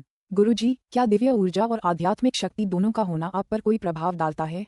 लू किंग ने अचानक सोचा। अभी नहीं, बूढ़े डॉक्टर ने सिर हिलाते हुए कहा। दोनों का ही मैंने पोषण किया है और उनमें मेरी आत्मा की इच्छा समाहित है। वे पूरी तरह से मेरे नियंत्रण में हैं। उनका मूल एक ही है और उनमें कोई विरोधाभास नहीं है। मुझे तो ये भी महसूस होता है कि जैसे जैसे मैं अग्नि और जल श्वास तकनीक को और गहराई से समझता हूँ, मैं दिव्य वास्तविक ऊर्जा से आध्यात्मिक शक्ति का पोषण कर सकता हूँ, जिससे मेरी साधना को नुकसान पहुँचाए बिना ये तेजी से बढ़ सके। सचमुच, लू किंग की आंखें चमक उठीं। क्या इसका मतलब ये है कि भले ही आध्यात्मिक ऊर्जा अभी प्रचुर मात्रा में न हो, फिर भी आप जल्दी से ची शोधन के शिखर तक पहुंच सकते हैं और आधारभूत स्थापना चरण में प्रवेश कर सकते हैं? नहीं, यह सही नहीं हो सकता। लू किंग को जल्द ही एहसास हो गया कि यह इतना आसान नहीं था। अगर यह इतना आसान होता तो घुमंतु अमर इतना हताश नहीं होता और अमर युग के शक्तिशाली साधक गायब नहीं होते। यह इतना आसान नहीं है, बूढ़े डॉक्टर ने मुस्कुराते हुए कहा। मनुष्य दुनिया पर निर्भर हैं। हम जैसे साधक भी इसके अपवाद नहीं हैं। यदि मैं अब पूर्व दिव्य वास्तविक ची को आध्यात्मिक शक्ति में परिवर्तित कर अपनी ची परिष्करण को शीघ्रता से बढ़ा सकूं, अल्पकालिक रूप से कोई समस्या नहीं होगी, लेकिन समय के साथ मैं आध्यात्मिक शक्ति के क्षय को नियंत्रित नहीं कर पाऊंगा, क्योंकि दुनिया के नियम अभी तक उस हद तक विकसित नहीं हुए हैं। मैं समझ गई, यह एक सूखे, झुलसा देने वाले रेगिस्तान में होने जैसा है। चाहे आप कितना भी पानी पी लें, नमी की कमी और गर्म वातावरण के कारण अंततः वह भाप बनकर उड़ जाएगा। लू किंग ने बात समझ ली। बूढ़े डॉक्टर ने सिर हिलाते हुए कहा, हालांकि यह पूरी तरह से सटीक नहीं है, लेकिन सिद्धांत समान है। ऐसा प्रतीत होता है कि प्राचीन काल के शक्तिशाली कृषक शायद इसी कारण से लुप्त हो गए थे। बदलती दुनिया में अब इतने शक्तिशाली कृषकों के लिए जगह नहीं बची थी। अपने गुरु से बातचीत करने के बाद लू किंग को महत्वपूर्ण अंतर्दृष्टि प्राप्त हुई। उनके गुरु की सफलता भी एक सुखद आश्चर्य थी। इससे युनझोउ की उनकी आगामी यात्रा और भी अधिक सुरक्षित हो गई। अध्याय 230 गुरु की सफलता ने युनझोउ की इस यात्रा में लू किंग का आत्मविश्वास और भी बढ़ा दिया। अपने गुरु के चरम पूर्व दिव्य लघु पूर्णता चरण, दोहरी पूर्व दिव्य वास्तविक ची और नवगठित पूर्व दिव्य डोमेन के साथ लू किंग ने अनुमान लगाया कि उनके गुरु को एक सच्चे पूर्व दिव्य महान पूर्णता विशेषज्ञ के खिलाफ भी नुकसान नहीं होगा। फ्लोइंग क्लाउड सेक्ट के पूर्व दिव्य विशेषज्ञ चाहे कितने भी शक्तिशाली क्यों न हों, वे पूर्व दिव्य पूर्णता के स्तर तक नहीं पहुंच सकते। अन्यथा फ्लोइंग क्लाउड सेक्ट युनझोउ के 3 प्रमुख संप्रदायों में से एक न होता। नाश्ते के बाद लू किंग और अन्य लोगों ने अपनी यात्रा जारी रखी। आश्चर्यजनक रूप से, हालांकि वे आधिकारिक तौर पर युनझोउ क्षेत्र में प्रवेश कर चुके थे और आधिकारिक सड़कों पर यात्रा कर रहे थे, फिर भी उन्हें कई दिनों से फ्लोइंग क्लाउड संप्रदाय के किसी भी व्यक्ति का सामना नहीं करना पड़ा था। ये स्पष्ट नहीं था कि फ्लोइंग क्लाउड संप्रदाय ने अभी तक अपने युवा संप्रदाय प्रमुख की तलाश के लिए लोगों को नहीं भेजा था या उन्होंने कोई दूसरा रास्ता अपनाया था। अगर ऐसा होता है तो ये लू किंग और उसके समूह के लिए अच्छी खबर नहीं होगी। जैसे ही लू किंग स्थिति का जायजा लेने के लिए वापस लौटने का बहाना ढूंढने के बारे में सोच रहा था, उसका चेहरा बदल गया और उसने आगे की ओर देखा। जल्द ही उसने धूल के बादल उठते देखे और शक्तिशाली मार्शल आर्टिस्टों का एक समूह ऊंचे घोड़ों पर सवार होकर उनकी ओर सरपट दौड़ता हुआ आ रहा था। शैतान का नाम लिया और शैतान हाजिर। लू किंग ने दूर से ही प्रमुख व्यक्तियों के परिचित वस्त्रों को पहचानते हुए मुस्कुराते हुए बुदबुदाया, आह किंग, क्या बात है? बूढ़े डॉक्टर ने गाड़ी का पर्दा उठाते हुए पूछा। लू किंग के जवाब देने से पहले ही आगे चल रहे घुड़सवारों ने चिल्लाना शुरू कर दिया था, उस गाड़ी को रास्ते से हटाओ। अगर तुम 3 सांसों के अंदर नहीं हटे तो तुम्हारी मौत हो जाएगी। पलक झपकते ही मागो केवल गाड़ी को रोकने में कामयाब हो पाया, वह उसे सड़क से हटाने में असमर्थ था। ये देखकर विरोधी मार्शल आर्टिस्टों के चेहरे गंभीर हो गए और एक तेज हवा चलने लगी तथा कई लंबे कोड़े रथ की ओर लहराने लगे। सीटी जैसी आवाजों से ऐसा लग रहा था कि अगर वे चाबुक पड़ते तो गाड़ी चकनाचूर हो जाती या कम से कम इतनी जबरदस्त ताकत से सड़क से नीचे गिर जाती। मागो का चेहरा बदल गया, वह हमले को रोकने के लिए तैयार था। तभी उसके बगल से कई सीटी की आवाजें सुनाई दी। सामने खड़े मार्शल आर्टिस्ट अचानक चिल्ला उठे। उनके माथे से खून बह रहा था और वे अपने घोड़ों से गिर पड़े। उनके चाबुक की सारी गति खत्म हो गई और वे गाड़ी को छूने में भी नाकाम रहे। क्या घटनाक्रम के इस अप्रत्याशित मोड़ ने विरोधी समूह को चौंका दिया, खासकर अपने साथियों को घोड़ों से गिरते हुए देखकर, जिसने उन्हें दंग कर दिया।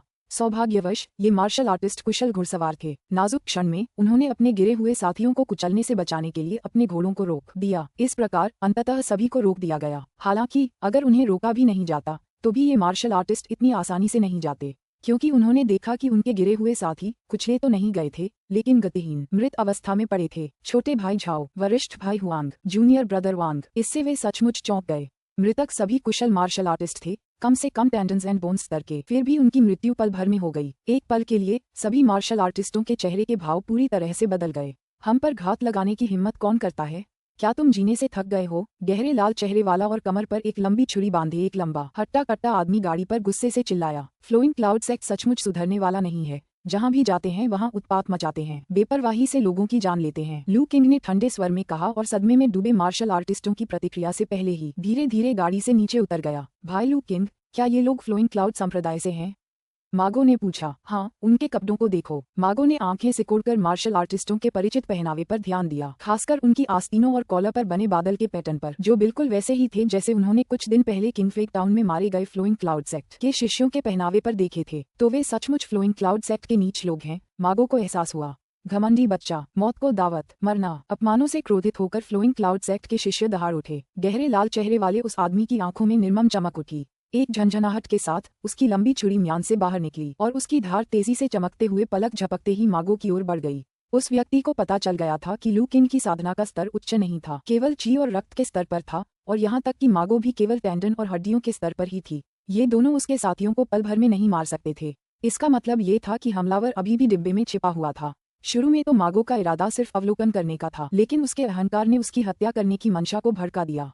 जो है सामने रखो। मागो अचानक हुए हमले से बिल्कुल भी भयभीत नहीं हुआ, बल्कि वह उत्साहित दिखाई दिया। उसने पलक झपकते ही अपनी युद्ध तलवार म्यान से निकाल ली और घातक वार को बड़ी मुश्किल से रोक पाया। क्या? लाल चेहरे वाले उस व्यक्ति का आश्चर्य स्पष्ट था, लेकिन इससे पहले कि वह कोई और हरकत कर पाता, मागो गाड़ी से कूदकर उस पर झपटा। हा भाई लू किंग, दखल मत दो, बस खड़े होकर मुझे थोड़ी देर खेलते हुए देखो। मागो हंसते हुए आगे बढ़ा। उसकी युद्ध तलवार एक बहते पहाड़ की ताकत के साथ लाल चेहरे वाले आदमी की ओर गिरी। चाकू चलाने की वो तकनीक, चाकू की ताकत को भांपते हुए लाल चेहरे वाले उस व्यक्ति ने एक बार फिर आश्चर्य व्यक्त किया। सोचने का समय न होने के कारण उसने सहज रूप से बल लगाया और अपने घोड़े से पीछे की ओर छलांग लगा दी। स्लैश! मागो के जोरदार प्रहार से विशाल घोड़े के 2 टुकड़े हो गए और खून की बौछार हो गई। एक ही वार में घोड़े को मार गिराने के बाद मागो रुका नहीं। उसने हल्के से अपना पैर थपथपाया और एक और वार करते हुए गुस्से से लाल चेहरे वाले आदमी का पीछा किया। मास्टर माँ, सावधान रहें, आपका प्रतिद्वंदी आंतरिक अंगों के क्षेत्र का विशेषज्ञ है, लू किंग ने शांत भाव से याद दिलाया। उन्हें जरा भी चिंता नहीं थी। लू किंग द्वारा अपनी साधना के बारे में बताने पर पहले तो सतर्क दिख रहा लाल चेहरे वाला व्यक्ति एक बार फिर चौंक गया। हालांकि वह अचानक पीछे हटना बंद कर दिया। उसके चेहरे पर एक भयंकर भाव आ गया। उसकी शक्तिशाली आभा विस्फोटित हुई और उसके युद्ध छुरे की गति तेजी से बढ़ गई।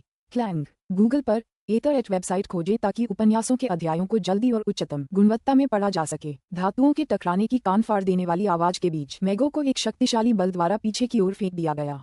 क्या तुम्हें लगता है कि तुम बच निकल सकते हो? मागो को मारने में अपने हमले को नाकाम देखकर गुस्से से लाल हुए उस आदमी की आंखों में चमक आ गई। उसकी हत्या करने की मंशा चरम पर पहुंच गई और वह मागो का पीछा करते हुए उसे 2 टुकड़ों में काटने के लिए दौड़ा। वाह! जैसे ही गुस्से से लाल चेहरा लिए वह आदमी हमला करने के लिए आगे बढ़ने ही वाला था, तभी एक तीखी सीटी की आवाज सुनाई दी। उसके दिल में अत्यधिक खतरे का एहसास उत्पन्न हुआ, जिससे उसका दिल पीड़ा से भर गया। चौंककर उसने सहज रूप से अपनी युद्ध तलवार को अपने माथे की रक्षा के लिए उठा लिया। टकराना! इसके बाद एक जोरदार धमाका हुआ और लाल चेहरे वाले उस व्यक्ति का शरीर बुरी तरह कांपने लगा। उसने न केवल आगे बढ़ना बंद किया बल्कि पीछे की ओर लड़खड़ा गया। बड़ी मुश्किल से खुद को संभाल पाया। अपनी युद्ध तलवार को देखते हुए उसकी आंखों में भय का भाव भर आया। उनकी बहुमूल्य 1000 बार गढ़ी गई युद्ध तलवार, जिसे उन्होंने बड़ी मेहनत से हासिल किया था, अब मुड़ी हुई और विकृत हो चुकी थी। पत्थर के चूर्ण के विस्फोट से लगभग चकनाचूर हो गई थी। एल्डरहॉन्ग फ्लोइंग क्लाउड संप्रदाय के शिष्यों ने विस्मय व्यक्त किया। बुरा नहीं, तुमने मेरे पत्थर को रोकने में कामयाबी हासिल कर ली। लू किंग को थोड़ी हैरानी हुई। भाई लू किंग, इस लाल चेहरे वाले व्यक्ति की चाकू चलाने की तकनीक बहुत ही खतरनाक है। मैं उसका मुकाबला नहीं कर सकता। मागो ने स्वीकार किया कि लैंडिंग सुरक्षित रही। इस समय चाकू पकड़े हुए उसके हाथ थोड़े कांप रहे थे और संघर्ष में घायल हुई हथेलियों से खून रिस रहा था। उच्च स्तर की चाकू चलाने की कला में निपुण आंतरिक अंगों के विशेषज्ञ का सामना करते हुए मास्टर माँ का हार जाना स्वाभाविक है। लू किंग मुस्कुराया। सच तो ये है कि अगर मागो ने प्रीसेलेस्टियल विशेषज्ञ वेई शानहाई से सीधे माउंटेन एंड सी ब्लेड नहीं सीखा होता तो वह एक भी वार सहन नहीं कर पाता। तुम कौन हो और तुम हमारे फ्लोइंग क्लाउड सेक्ट के खिलाफ क्यों हो? लाल चेहरे वाले उस व्यक्ति ने अपने उबलते खून को काबू में किया और भय से लू किंग की ओर देखा। अब उसे एहसास हो गया था कि उसने गलत अनुमान लगाया था। ये युवक ची और रक्त क्षेत्र का नौसिखिया नहीं था, बल्कि एक गुप्त उस्ताद था। जो व्यक्ति मात्र एक पत्थर से उसकी 1000 बार गढ़ी गई तलवार को नुकसान पहुंचा सकता है, वह कम से कम एक मार्शल ग्रैंडमास्टर होना चाहिए, जो उनकी पहुंच से बहुत दूर है। लू किंग और मागो द्वारा संप्रदाय के बारे में की गई पिछली टिप्पणियों को याद करके उसे और भी अधिक कड़वाहट महसूस हुई। ये रहस्यमय व्यक्ति फ्लोइंग क्लाउड सेक्ट से घृणा करता प्रतीत होता था। फ्लोइंग क्लाउड सेक्ट, मुझे लगा था कि आपको अपने युवा सेक्ट मास्टर की परवाह नहीं है, लेकिन आपकी प्रतिक्रिया धीमी है, जो अब जाकर दिखाई दी है। लू किंग ने लाल चेहरे वाले व्यक्ति के सिर को अपनी आंखों में थोड़ी सी ठंडक के साथ देखा। क्या आप हमारे युवा संप्रदाय प्रमुख को जानते हैं? लाल चेहरे वाले उस व्यक्ति ने आश्चर्य का दिखावा किया, लेकिन अंदर ही अंदर उसे कपकपी महसूस हो रही थी। उन्हें पता था कि युवा संप्रदाय प्रमुख की मृत्यु हो चुकी है, जिसकी पुष्टि सर्वोच्च वरिष्ठ ने की थी। अब युवा संप्रदाय प्रमुख का जिक्र करने का मतलब था, मैं उसे जानता नहीं था, लेकिन मैंने कुछ दिन पहले ही उसे मार डाला। दौड़ना! ये सुनकर लाल चेहरे वाले उस व्यक्ति का दिल जम गया और वह तेजी से पीछे हटने के लिए चिल्लाने लगा। फ्लोइंग क्लाउड सेक्ट के शिष्य भ्रमित थे, लेकिन जल्द ही उन्हें अपने माथे में तेज दर्द महसूस हुआ और वे एक एक करके बेहोश हो गए। भागते हुए लाल चेहरे वाले उस व्यक्ति ने देखा कि उसके शिष्य लड़के के भयानक पत्थर के हथियारों से मारे जा रहे हैं। उसका दिल कांप रहा था, उसकी गति बढ़ रही थी, क्योंकि वह अपनी जीवन शक्ति की कीमत पर एक विस्फोटक गुप्त तकनीक का उपयोग कर रहा था। सरकारी सड़क के किनारे जंगलों की कमी से तंग आकर उसके पास छिपने की कोई जगह नहीं थी और वह सीधे भागने के लिए मजबूर हो गया। युवा संप्रदाय प्रमुख की खोज करने के अपने निर्णय पर पछताते हुए उसने अपने दुर्भाग्य को कोसा कि उसे लू किंग जैसी घातक हस्ती से सामना करना पड़ा। टकराना! पूरी रफ्तार से दौड़ते हुए उसे अपने पैरों में दर्द महसूस हुआ। वह बल लगाने में असमर्थ हो गया और जमीन पर गिर गया।